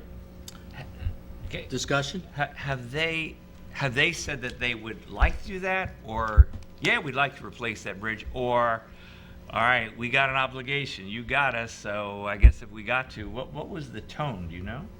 Well, I've been after this for a number of years. One of the responses from one of the DEP, they don't have the money, but Right. who does have the money? Yeah, not us. But a conversation I did have regarding past agreements took about 3 weeks. Finally, I got the deputy commissioner got back to me and said, apparently we have a responsibility to maintain and/or replace the bridge. Okay, But Do you want to condition Yeah. your agreement? So use the word condition, okay, so that you are in agreement that the existing bridge can be removed, Deconstructed, right? provided and on condition that a new bridge be designed and constructed. Did you write the resolution yet? No, this is, This is the discussion phase. Yeah, okay. So, Well, maybe we should write it, right? yeah, I mean, think that's, Patty's good. Yeah. Yeah, but I think Roland's right. Basically say, you know, It's deconstruct it, condi- you can deconstruct it as long as you're gonna build a new one. right. Okay, so, further discussion? look, I mean, I think we've got to recognize that, one, there's a couple of things resonate with me. I mean, there's a lot going on here. One, the bridge is a town resource, and I agree with that. And it sort of makes sense to, take advantage of that. But, the construction of this thing opens up a whole bunch of other issues, right? There are traffic issues and so on, but there are also. But let me finish. Yeah, there are traffic issues, but there are also things that we could take to calm traffic and direct traffic after it's built. So, I think we got to take the first step, but I think we have to say it, that this may not be finished. We may not finish this at the end. Correct. Because of all these other issues. The traffic issues are huge. Things that we heard about speeding. I mean, I think the town has a speeding issue. The region has a speeding issue. I think our folks are doing a great job trying to calm this down, but, there's a lot of speeding that are happening and cut-throughs and so on that might be interpreted, are going to be exacerbated by the bridge, but we have a problem now just in speeding. I don't think you commingle that. Right. The town and those roads are not designed for high levels of traffic, period, the way they are, the fact that we have that big dip there, I mean, all that stuff would have to be part of the remediation process. The turns and on and off. This is the first step. I'm saying that, I'm agreeing that we just take this first step. Let's see what this thing yields. No, we definitely have to move forward, and the supervisor said it. I mean, there's definitely gonna be traffic safety issues that we're gonna have to take into mind. I mean, again, when they talked about the speed bumps on Sunderland years ago, I know you and I were looking at one just a couple weeks ago, Rick, and we said, this might be something that we have to put on Sunderland. Now, what happens there is that you put them there, and then the people who live there complain about them. I was on, although it was a long time ago now, I was on the planning board when this was before it. I have a little bit of a different recollection of why they left than some of the others here who spoke on it. They didn't leave because of anything the planning board was saying you had to do. They left because they were coming to meetings and people were screaming at them. And they said, hey, we're giving you, at the time, $9 million of infrastructure. If you don't want it, too bad, we'll leave. So that's what happened. It wasn't because of any, hand-heavy things that the planning board was doing. I was there and I wanted them to come back. Which, in that note also, I think, Rick, and we can look back at some of the records, they actually had a design. Yes. Yeah, they had a design that they showed us, and they showed us it numerous times. And back then, they were paying for everything. They were coming in, they were gonna replace it, soup to nuts, we didn't have to do anything. But they just got tired of coming here and having people yell at them, which I couldn't blame them. Right. So, I mean, what I heard a lot about tonight is Sutherland and Plumbrook and road design. I mean, Sutherland's a modern road as compared to Plumbrook. Yes. And that intersection of Plumbrook and 100 on both sides, really, that needs to be looked at. I mean, they're small, they're narrow, there's a steep slope But there. even take the bridge out of the equation. I think most of what I heard tonight was speeding on those roads. And fear that maybe the speeding wouldn't increase, but the number of cars speeding would increase. And that is, if I lived there, that probably would be a legitimate concern of mine too. I think that we need to have the figures. What were the number of complaints or how many stops were there when the bridge existed versus when the bridge stopped? How many accidents were on the corner of the eastbound side of Plumbrook at 100 versus after the bridge was closed? I went 13 years, I used that to cut through. That's a tough one, especially in winter. You come up that row you got to get across 100 if you're going to continue on Plumbrook then. That's tough. It might be something as part of a comprehensive program or a comprehensive plan that we would want to do. I don't think anybody really says the whole reason to do this, though, is for people to cut. Bill was doing some calculation over here. Not that you're not going to save a minute and a half on that bridge, but what'd you figure, 7? You got to say 7, and in order to get through that in 3 minutes, you'd have to be going 120 miles an hour. So, I mean, no one's going to say this, like, let's cut down on commuter time. I don't think that's the issue. But I think public safety is, if that makes it more safe for emergency vehicles to get through it. So even if you take Linda Simpson's idea, like, let's make this an emergency thing, well, you'd still have to have the bridge to do that, and that might make it safer for people. And then the last point, I think, is that there is a plan with Dan Welsh and some of our Energy Environment Committee people for a walkway, right, a walk path. And I know that one of the things they're looking at, they had asked me at a meeting, is whether they could use that bridge. Was any plan to redo that bridge? Could we make a walkway into that bridge? That might be something that would be interesting if we You know get what that it is, far. though, Rich? I agree with you. Let's get the bridge, and then we can decide what to do with it. You could put a gate on it. You could, but we need to get the infrastructure first. I don't want to not get it. No, I'm not and saying then to want not it. do that. Right, no, I know. I you're would not, just but want to make sure that that would be okay Yeah. if we did it that way. And also, Mr. Supervisor, one of the people mentioned, I think it was Mr. Collegian, about the speed bumps. From 10 years ago, I think the science has changed, because remember, we were going to put a roundabout in that a fire truck would be able to go right through the middle of, supposedly. Yeah, now, high school. Improved enough. Yeah, so now, like the speed the speed tables, I think, are made for that, so the higher axle things can go over it. They can't go over it at 100 miles an hour, but they can go over it a little bit easier than when there was real steep speed bumps. But again, these are all things that are well down the road. Right, and, and what the point I wanted to make, and I did make with a lot of these folks, is, we have complaints about speeding on Pines Bridge, on Plumbrook, on Sutherland. On and- every road. I mean, Yeah, everywhere. but- It's we've been here 12 years, Tom. What's the most common complaints? Either cable television at Heritage Hills or it's speeding. It's one or the everywhere. other. Little Okay. side roads everywhere. So this week, we put in an order for 2 speed machines. Yeah, I think that's great. The more the better. So ones that'll say, you're speeding, and then one, it'll say thank you.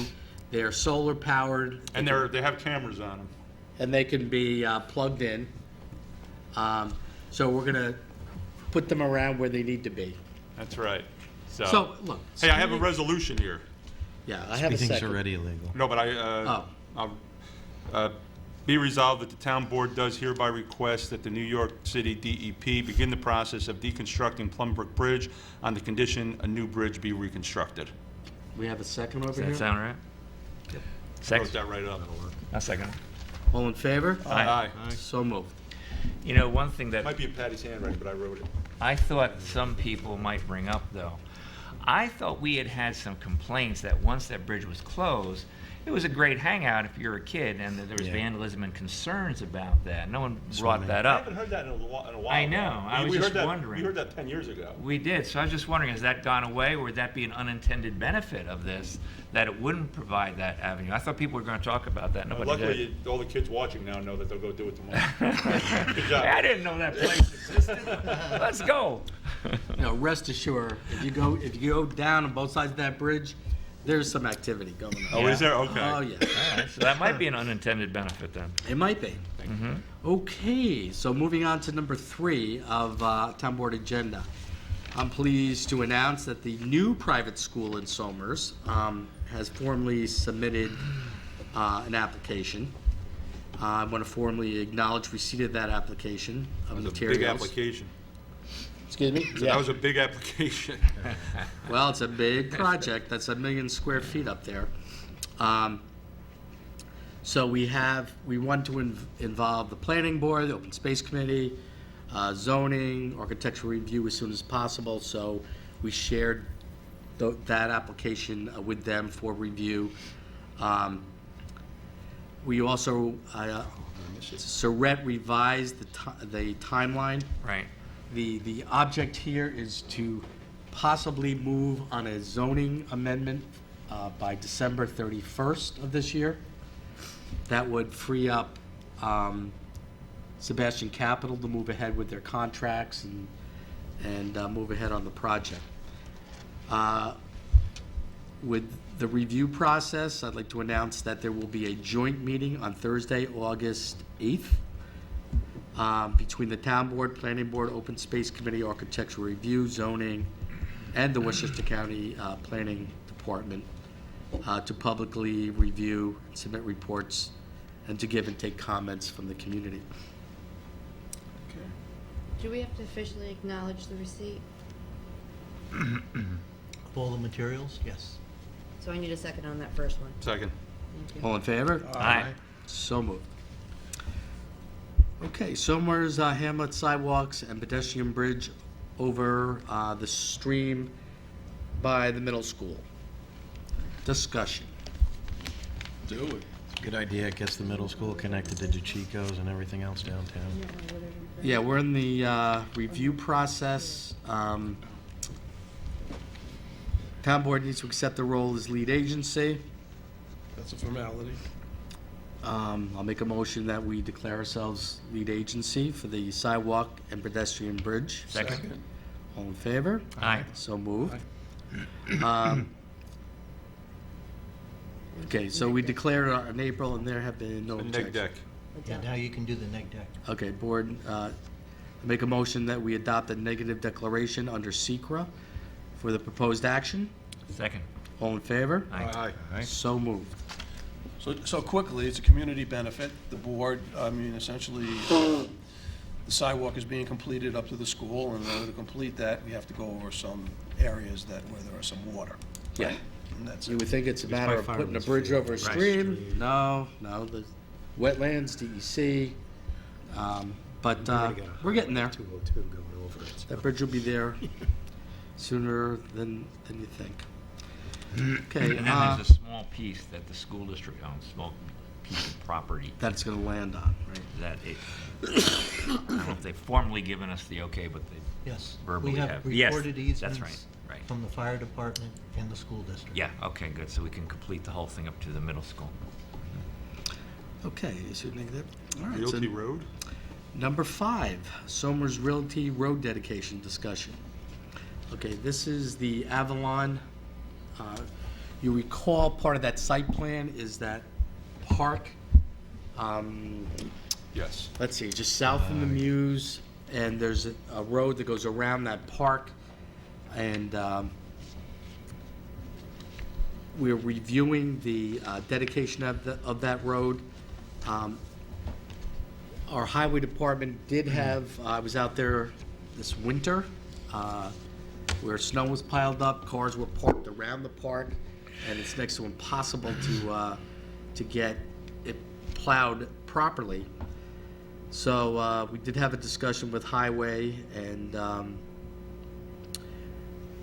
the issue is and remains, they are in the process of purchasing what's called a skid steer, which we can use in a number of other places. Who's they, the highway department? Or Highway okay. department, right. It's really signed, sealed, and delivered as far as Somers Realty goes, as far as the road dedication. At one point in time, we were challenging the fact that, we would accept part of the dedication of the road, the northeastern part, because that's gonna lead back into another portion of the property. But it appears that what's going to happen is that the whole road around the park, our town police will be in charge of having cars move during snowstorms like they do in New York City. There'll be signage that says you have to move your car. So, Nancy, did you have a question or? Yes, on that line, just subtly related to what you're talking about, read-through. Yeah, that's our discussion.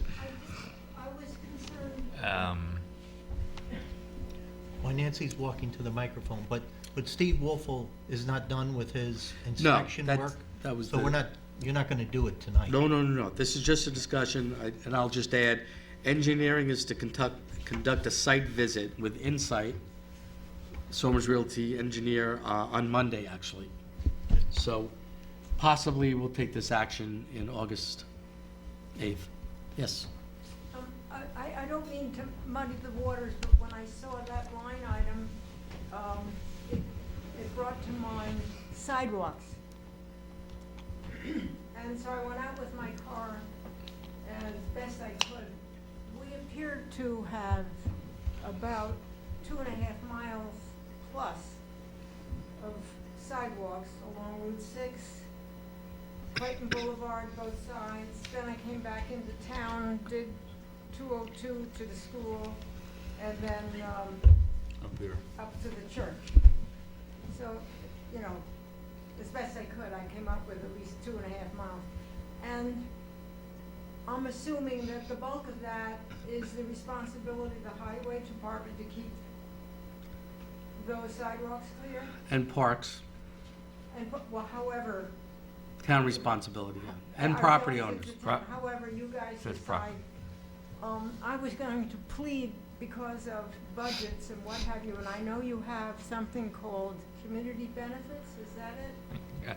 It comes across the planning board when it's the applicants has to dole up $500,000 here and $500,000 there. And that's where you build your sidewalks, right? Well, That's how we got that's them built, one yeah. of, yes. Well, if you have something left off, could you buy either the Parks Department or the Highway Department, whoever the folks are that are going to clear those sidewalks with one of those wonderful machines, which we don't own, that they use up in Lake Placid to keep sidewalks. You follow me? Yeah. So, Because I don't see anybody in this town having equipment like that. right, well, that's why we have department heads and superintendents of Parks and Recreation. They come to this town board at budget time with Yeah, I needed, realize that, needed but equipment. I was hoping the money could come out of the community benefits. Oh, She's suggesting that So maybe no, Chico shovels already his, all done. the Yeah, front of his that horse is sidewalk. out of the Yeah, barn, that one's- you that know, one's out in the but field. good thought. I don't mean to meddle in your business, but it was just something I did today in my spirit. No. Thank you. Well, thank you. That's a fact we're gonna have now. 2.5 miles of sidewalks in the town of Somers. And maybe more along Route 116 past that school down to the train station. Oh, well, that's that. That would certainly be Oh, my that's- We're gonna call that fervent Rich's Way. desire, my fervent desire to help the people of that neighborhood and the school kids there and their families, along with business owners in town, who will be visited by people on walk to make it less, as you said, auto-centric in town, which is a goal I think that we all share. All right, so. Okay, so now we're at number 6. Authorize the supervisor to execute an extension agreement between the town of Bedford and the town of Somers to provide 80 commuter parking spaces in the commuter lot for an additional 1-year term ending June 4th, 2020. How many do we have now being? So we're gonna vote on each one of these, is that it? Each space? Each, No. yeah, all 80 of them. Yeah. No, I can include them into, okay, so the next one is approve going to bid. But that's money. And just for people who are watching the meeting, if you are looking for something, this is Katona. They have to do it for the month. You have until the end of the month. We have 20 open spots right now. And at the end of the month, if we don't get them here, it reverts back to the town of Bedford. Yeah, and they give them Who out. can dole them out Roughly as they 20. see fit. So And don't hold me to that's it. Golden's Bridge. Okay. Oh, Not Golden's No, Bridge. it's Katona. Katona. Oh, Katona. Katona. train station. Yeah, we don't have Golden Oh, Bridge. wow. We got Katona, We have Katona. right? Katona, I'm gonna Katona. start Vote on- fielding those phone calls vote up on to it your separately. office. Okay, vote on this separately? Yeah. Okay, I'll make a motion. Authorize supervisor to execute the extension agreement. Second. All in favor? Aye. Aye. So moved. Okay, approve going to bid for Oh, office. I'm sorry. One thing, Patty, if someone's watching, how much do they have to come and pay? Do we know? Doesn't For the recall. year? It's $900 about- something? for Golden's, 1371. Oh, it's $13.71. Wow, I don't, okay. I think Expensive spot. 13. Okay, whatever. We're in the That ballpark. might Call be the why- clerk's That might be why office. we have 20 left. 1371. Oh, really? Wow. Used to For be 12 like months. 800. Wow. Golden's Bridge is far less, isn't it? Wow, you don't save a lot of money doing Yeah, that. well, you gotta get on the list. 5 times 20. Okay. Okay, so They're available. I was No, in, no, wait. That's not what they paid the town of Somers. No, it's what It's it paying costs them. total to the MTA This is or what it whatever. costs them. We're asking what it Plus costs them, them. we get a percentage of that. We get $30 surcharge. We don't, that's not, we're not. No, I But understand. it costs. We're that asking. much. I'm just asking the cost if Yeah. somebody is I thought you were listening. saying we didn't get. No, we're not, we it's not a subtract revenue 20 line for people the out of town, no. All right. Sorry, Kevin. Okay. Approve going to bid for office building cleaning services per email dated July 3rd from Bob Kehoe, Finance Director. Cleaning services, a number of our buildings people aren't happy with, so we're gonna go out to bid, see if we can get some improvement. I'll couple that with authorize the change of August Town Board meeting dates from August 1 work session and August 8th regular meeting to August 8th work session, August 15th regular meeting discussion. 15. Did I Yeah, s- that's what he 15. said. What Oh, did I I say? thought you said 13. No, 15. That's fine by Okay, me. I'll make, need a second on those two motions? Second. All in favor? Aye. Aye. Okay, so moved. Which brings us to, it's not on here, this is an add-on, but it's time sensitive. Lake Lincolndale and Shenorock Phase 1 sewer project. We have to redeclare ourselves, town board's intent to act as lead agency. Once again, the reason for that is we had bifurcated that project into one sewer district, Shenorock and Lincolndale going to Heritage in Phase 1. Now we're taking Lincolndale and Shenorock and going to Peekskill Sewer Treatment Plant, as originally proposed back in 1998. And thanks to Roland for picking up that, so it wouldn't be an issue at some point in the future. Yes. So Ken, did you want to So give us? you should also, in addition to redeclaring that's on the, your intent to be lead agency, you should also receive the map plan and report that Okay. Ken is going to speak of. Okay.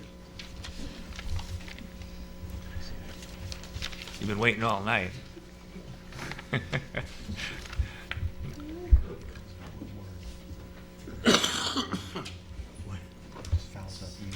Yeah. So, just as an introduction, Ken has been intimately involved with actually working in the community. He's been hosting meetings with Lake Lincolndale, Shenorock, Purdy's, regarding around our master plan for sewers in the town of Somers. Tonight, we're discussing specifically Phase 1, which is putting sewer infrastructure into Lincolndale and Shenorock and making the connection to the Peekskill Sewer District. So with that, Ken, why don't you give us a quick overview? Sure. Yeah, well, thank you for the time. The update, as Supervisor Morrissey mentioned, is the change in discharge location for Lincolndale and Shenorock. We have the opportunity to send that flow to the Peekskill Sewer District, which will, as part of the town's overall plan for future sewers, still reserve capacity for Lake Purdy's in the future. That was one of the concerns with sending Lincolndale and a portion of Shenorock to Heritage Hills would reduce that available capacity. And so that opens that up. So that's what you can see here. This was the figure we had last time. Previously, it was a small portion of Shenorock and all of Lincolndale going to Heritage Hills. Instead of a short relocation for Lincolndale going this way to Peekskill as part of what was originally contemplated as part of the preserves subdivision. That infrastructure is in place and was planned for at the time, and so reserving that capacity for Heritage Hills. And that has some benefit as well for the number of properties that we're able to connect as part of the initial phase for Lincolndale and Shenorock, the use of the $10 million of DEP money. The previous plan required a long force main from Shenorock to Lincolndale. That's no longer required. We can now put that use toward the pump station in Shenorock that will then provide that additional value for future properties. Could you give us the gallons we're talking about going to Peekskill and how many that saves us for the Heritage Hills facility for whatever gets connected to that. Could you just Yep. give us that? Yeah, it's about both Shenorock and Lincolndale combined, using the DEC flow rate estimates, is just under 330,000 gallons per day. And that would save how much that would have gone into Heritage Hills facility? All of it? Not all of it? Based on the direction that we're at the time being pushed by the county, we were looking at plans to have to send all of that to Heritage Hills. So that gives us much more capacity there, which we could then use, you're saying, here and in For Purdy's. Purdy's, for the business district. Okay. And there's about what, 400,000, 300,000 extra capacity at Heritage Hills right now? Correct. So that would basically be all of it, whatever we use Yep. it for? Yep. Okay. Yeah, so through the work that we were able to do and set that meeting up with the county, really provided some great benefits. That's great and benefit so- to Somers. Yeah, and so Yeah, look so- forward to continue to working with them. Yeah. We went down, and met with Ken Jenkins, Joe McDonald, Right. Norma Drummond, and just my. said, look, we're here for guidance. You know, we're trying to make this work. It's illogical to try to send Shenorock over to Heritage Hills when there's a connection for both lakes to Peekskill already in the ground. And the fact that it was part of an engineering report back in 1998. And we got a whole support from them. Right. So we're moving headlong into that. Yep. Yeah, so what we did then is we revised the approach that we were taking. And as was mentioned, the initial plan was to have two separate sewer districts based on where the flow would be sent. That's what was originally issued as part of the Part 1 of the EAF and the intent to declare lead agency. Based on that change, now the intent would be to form one combined sewer district for Shenorock and Lincolndale. We do have to reissue that notice, and so that's what we're looking to do tonight, as well as then set up, because we did receive comment back from both the county and DEP that they have no objection to the town being lead agency. We don't anticipate any different result this time, but do need to notice that. Would like to also then set up the public hearing for discussion of formation of the sewer district at the August meeting, in conjunction with separate public meetings that we're holding with Lincolndale. I'll actually be attending their annual HOA meeting this Saturday to present and discuss the sewer project, and then separate meetings in Shenorock as well, July 23rd and August 20th, to help get the word out, present the project, have opportunity for questions and feedback. You and Joe have been to several of these meetings, of course, over the course of time. And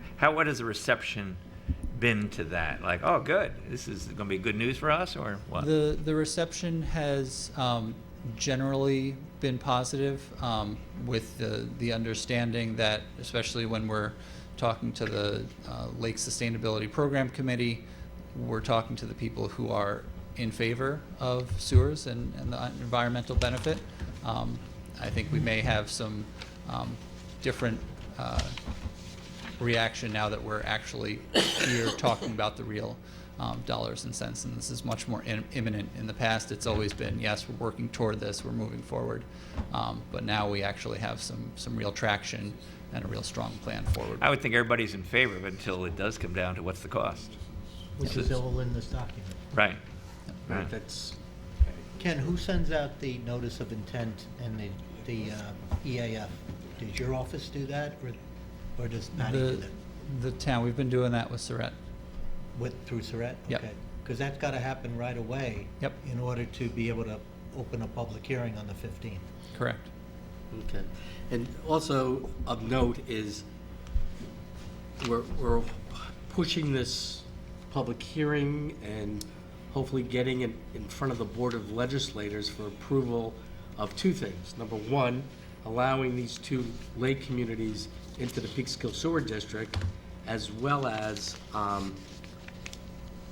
giving us access to $10 million to do the infrastructure. Once we get that approval, or we have a good indication of it, we're going to apply for a WIA grant from the state to augment and possibly do more connections, more infrastructure work in both communities.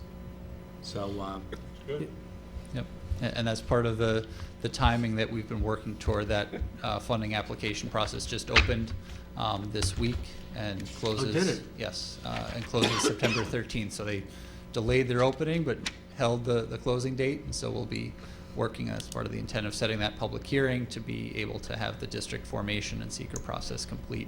which we need to apply for that Correct. grant. Yep. So in conjunction with all of this, I prepared the order calling a public hearing, which I see you have on your consensus agenda, But I was gonna ask you. but it requires a roll call vote, so you should perhaps bring it up to this point. And you probably need to have some discussion of how you're gonna get this notice out. I mean, yes, it goes in the newspaper and Patty posts it, but there are about 1,000 properties involved. And are you gonna put it on the website? How many more informational meetings are you gonna have between now and then? Where you can distribute maybe something to the Code red? residents so that we have Yeah. a fair representation So, at the public hearings? yeah, we've been trying to build up our code red notifications. It no longer just does code red emergencies. You now have ability to do general announcements. And by location. So you did that for the Yeah. Plumbook Bridge, right? Right, for this meeting tonight, we did that. How many do we have on that so far? Do you know? I About mean, 9,800, something like that. so it's almost as much as we had on the old one. Well, it's. Oh, we well, it's didn't the same change it. company, You didn't right? change it. But they could opt in. Right. And did they opt in? We've gotten a lot of calls. The only drawback, if you want to opt into the getting other than code Right. red, you have to go Right. on our website and resubmit. Yes, which is easy. And It took- select. It took like 30 seconds, but So yes. the options now would be getting emergency notifications, getting weather advisories, General. tornado watches, things like that. And general And note. then general town things. And you can do it by geolocation. So Yeah. 'Cause I Tammy know can my draw a weather- map around those communities and anybody that's signed up for Code Red. So Roland, to answer your question, we'll use that.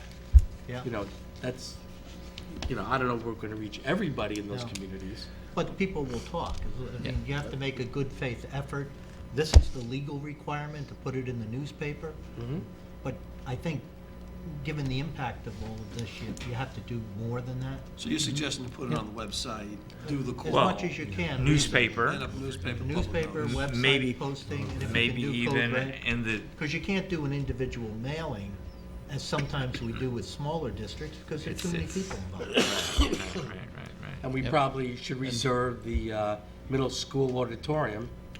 Well, I think, Ken, we were discussing, I think you're gonna have to adjourn the public hearing on the 15th and go over to September, because some people will be on vacation and they will argue that they had something to say and they didn't have the opportunity. So we keep the public hearing open.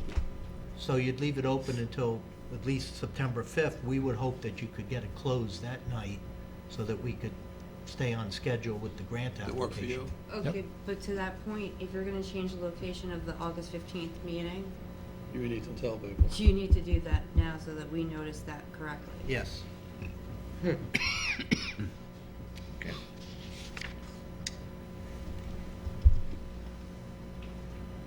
Well, let's see. Yeah, because the second page gives the location as Even here. if the meeting. You- Why do you want to have it at the school? Just You could for think, more people? you might not need it for the August meeting, you Yeah. might need it for the September meeting. And can we do that in August then? I, Set another you know, location? what is your thought? How many people have you been getting at the informational meetings? Not a lot.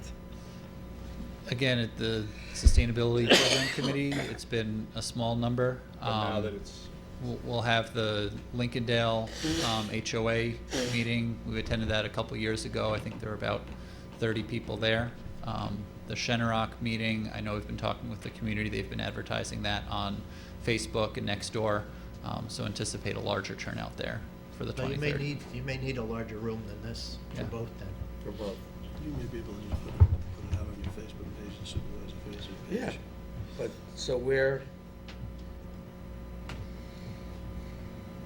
I mean, I don't want to advertise the middle school, we don't have, Right, you can adopt this order as is tonight, but you're not gonna publish it right away. Next, 2 weeks. So you have some time to check with the schools to see if it's available for you. You know, now that I'm thinking, at every school, There's, You gotta think about, there's construct, there's well, work, I don't, how about the middle school though? Is that But too? if we're saying we need it in September. but you gotta think about open house too, I mean, that's going on as well. once you it's get in the gonna be school in year, it's August. harder to Oh, get. yeah, okay, well, I thought we said maybe not needed in August, but the middle school, I don't think is having the roof. It's in the intermediate school and Primrose. So it'll be published on August 1st, so I would need it by the 25th. All right, Okay, I mean, I'll call, we can do that. I'll call the school tomorrow. Do it up with So the adopt it as schools, is. so- We can run off that page for you. Well, I'm gonna call Wendy and get this in Word, this part in Word Yeah. anyway. Sure. It's fine. Okay, so I'll make a motion, Okay, so, I'm sorry, go back to lead agency. okay. Make a motion to declare the town board intent to act as lead agency for phase 1 of the Lake Lincolndale Shenorock Sewer Project. Second? All in favor? Aye. So moved. Acknowledge receipt of. Acknowledge- Not just as phase 1 though. Yeah. The Oh, seeker is it- covers Oh, all okay. phases. It's Somers, yeah, sewer district number 2. Okay. It's not just phase 1. So it's phase 1 and 2, and Restate. renaming the Phase 1 district. and Two. 2, and A Right. and 2B. So you're expanding the district. You're making it so Lincoln much Dale. sewer Sewer district number 2. Phase 2A and 2B. And 1. 1, 1, 2A, and 2B. Okay, Three. let me restate that. Make a motion to declare the Somers Town Board intent to act as lead agency for the Lake Lincolndale and Shenorock Phase 1, Phase 2, A and B sewer projects. Second. All in favor? Aye. In addition, I make a motion to acknowledge receipt of the map, plan, and report for the above referenced sewer project. Second. All in favor? Aye. So moved. Okay. Schedule public hearing. Okay, so I need to, So this one, you're gonna adopt the order calling for the public hearing for August 15th, 2019. that's another action we need to do. And this is a roll call vote. Okay, August 15th, was that? August Yep. 15th. Third Thursday of the month. So what order is that? Adopt the, what order? It's Call. adopt the order Make the calling for the motion. public hearing for the establishment of Somers Special Sewer District Number 2. All right, so I make a motion to do that. Second. To do what he said. Roll Okay, call. do we all understand what we're voting Yes. on here? Yes, Good, we You okay. have a public hearing on the establishment of that sewer district number 2, yes. Councilman William G. Faulkner. Aye. Councilman Richard G. Clinchy. Aye. Councilman Anthony J. Sirico. Aye. Councilman Thomas A. Garrity Jr. Aye. Supervisor Rick Morrissey. Aye. Okay, gentlemen, we're well on our way. Thank you, Ken. Thank you very much. Thanks for waiting all around. Not a problem. Thank you. So getting that connection to the Peekskill plant is awesome. Oh, it's key. Vacuum There's truck. one more add-on, and we have an opportunity to apply for a grant for a vacuum truck, which we would use here on our parking lot, at the park, and throughout the town. It's like a road sweeper as well. This is for the pervious pavement, right? Yes. We're getting one Well- of the pass from North Salem, and this one would be ours now. I thought we were buying one when we first put it in, but know. I guess we never did. No, we never did. But What, this we is rent? also gonna clean out some of the. Yeah, no, it's gonna be Catch catch basins basins. and all. Basins and so Right. on, which is Okay. something that we need to get to do. Because the pervious pavement, you have to do that, otherwise it's not pervious. Right. So Right, and it's a that's requirement. That's the problem we've been having. Right. So help me out, what was the before process and the costs related to it? Did we just borrow a truck? Did we rent a truck? Had a agreement with North Salem. Yeah, I don't even know if we ever did borrow that. I think Nick is gonna borrow something from Yorktown in the interim. But, this is a $400,000 truck. And how much is the grant cover of that? 500,000, I think. So we're getting 100,000 back? Add-ons. Yeah, get like a nice pair of Satellite speakers. radio, here we go. Yeah, exactly. Wait, I didn't. We'll get all the stations. Wait a second. But we definitely need it, because we saw some, especially over here in the back corner of the building, we saw some where it wasn't going through as quickly as it should have. I thought I saw something that said 600,000. Yeah, there it is, 600,000. 600. So we're getting 500, and we're paying 100. So, yeah, let's see, What do you mean, the cost was 600? the current estimate for the truck is $407,699.52.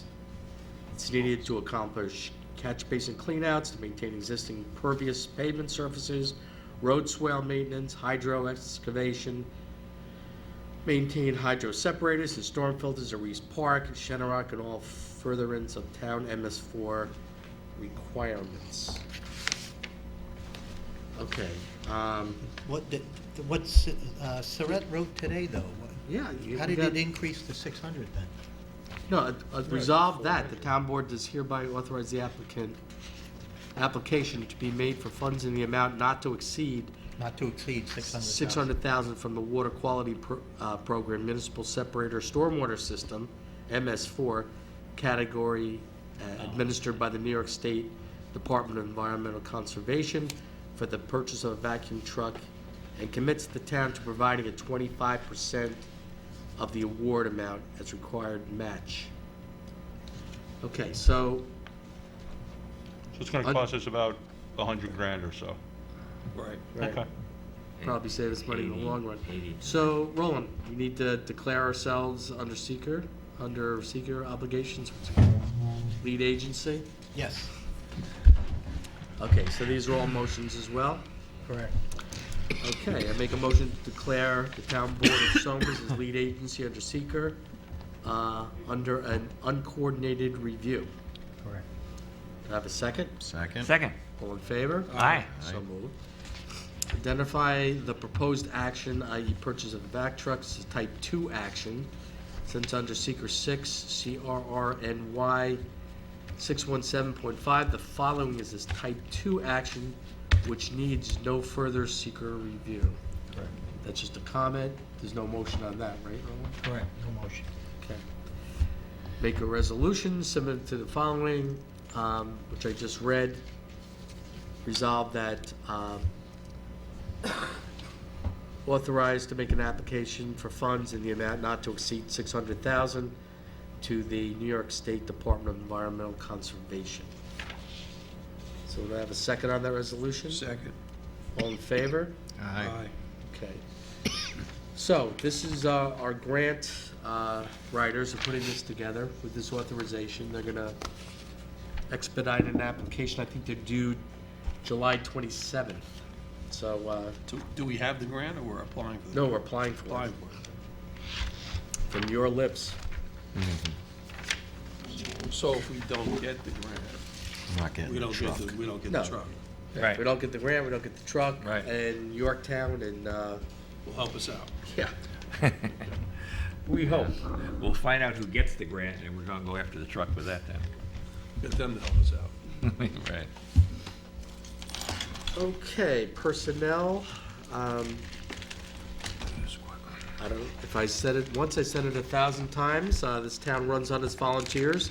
Please check the website for availability on boards. Upcoming vacancies on affordable housing.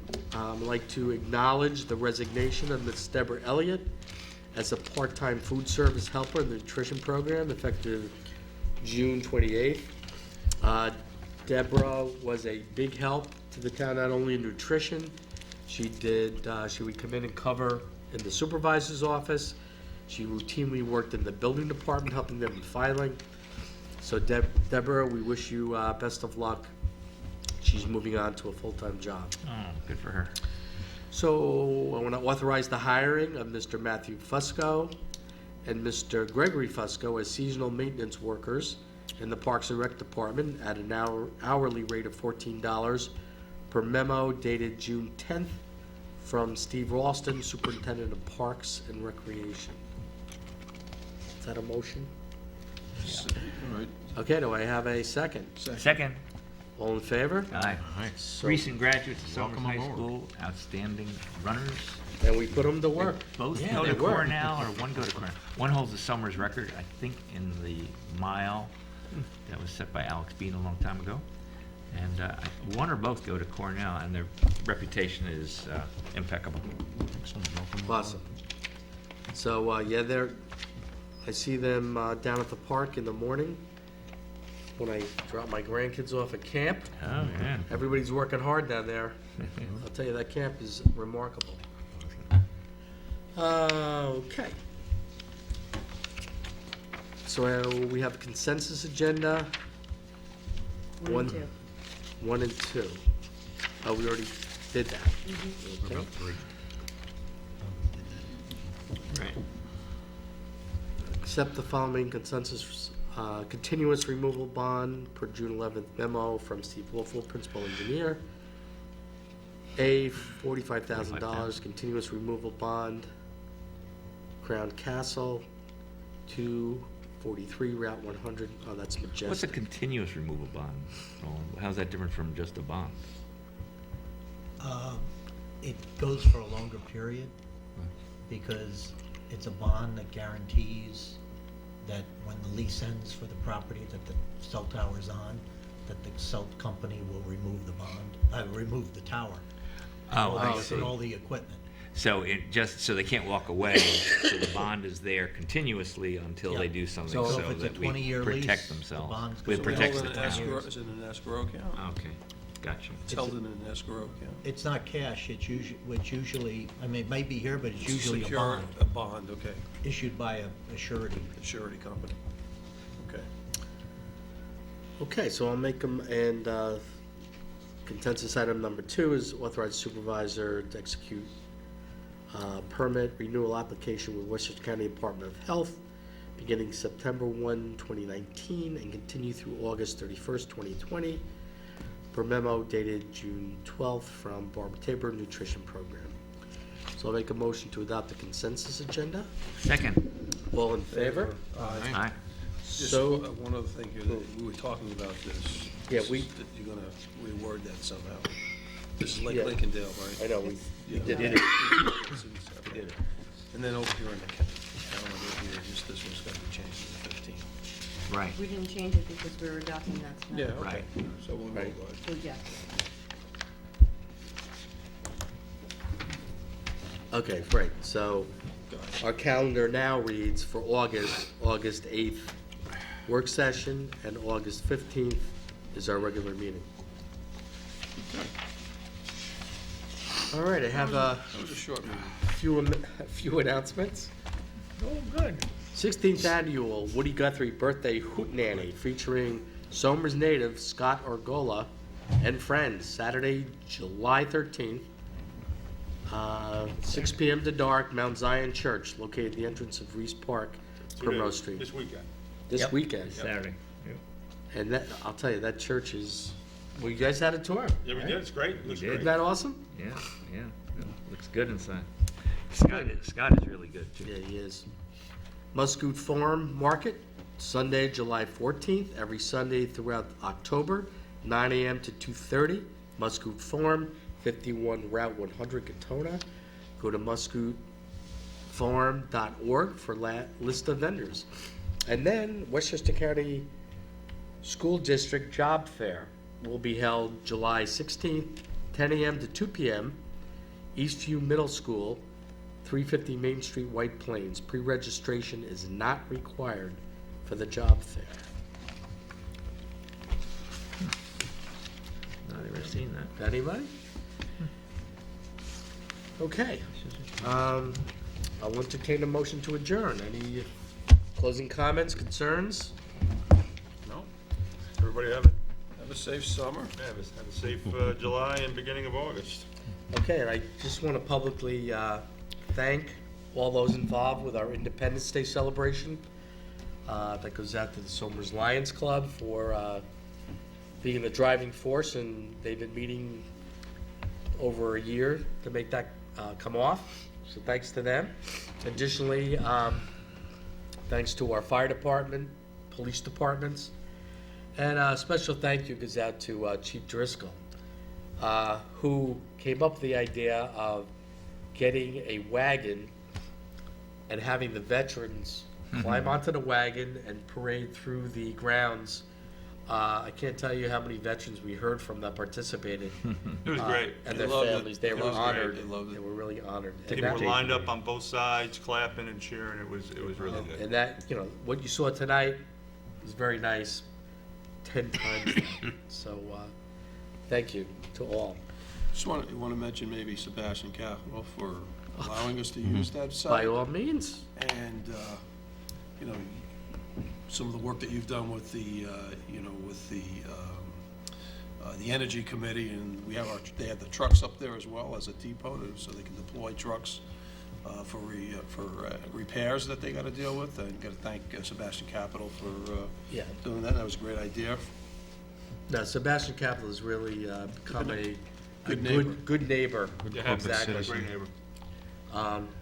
Allowing us to use both campuses, actually, utility trucks and having this event. And so June 27th next year is, we'll do it again. Planning Who's ahead. counting?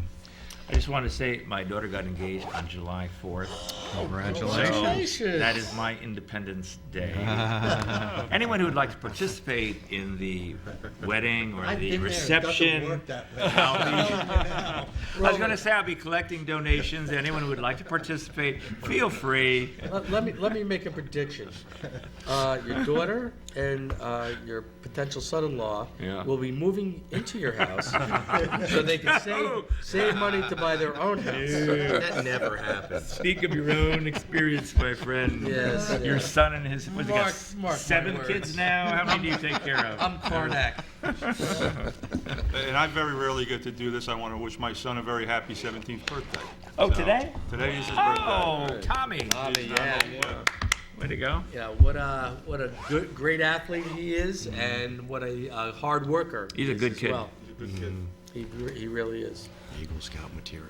All right, I'll entertain a motion to adjourn. Second. All in favor? Aye. Aye. So moved. Good night, Somers.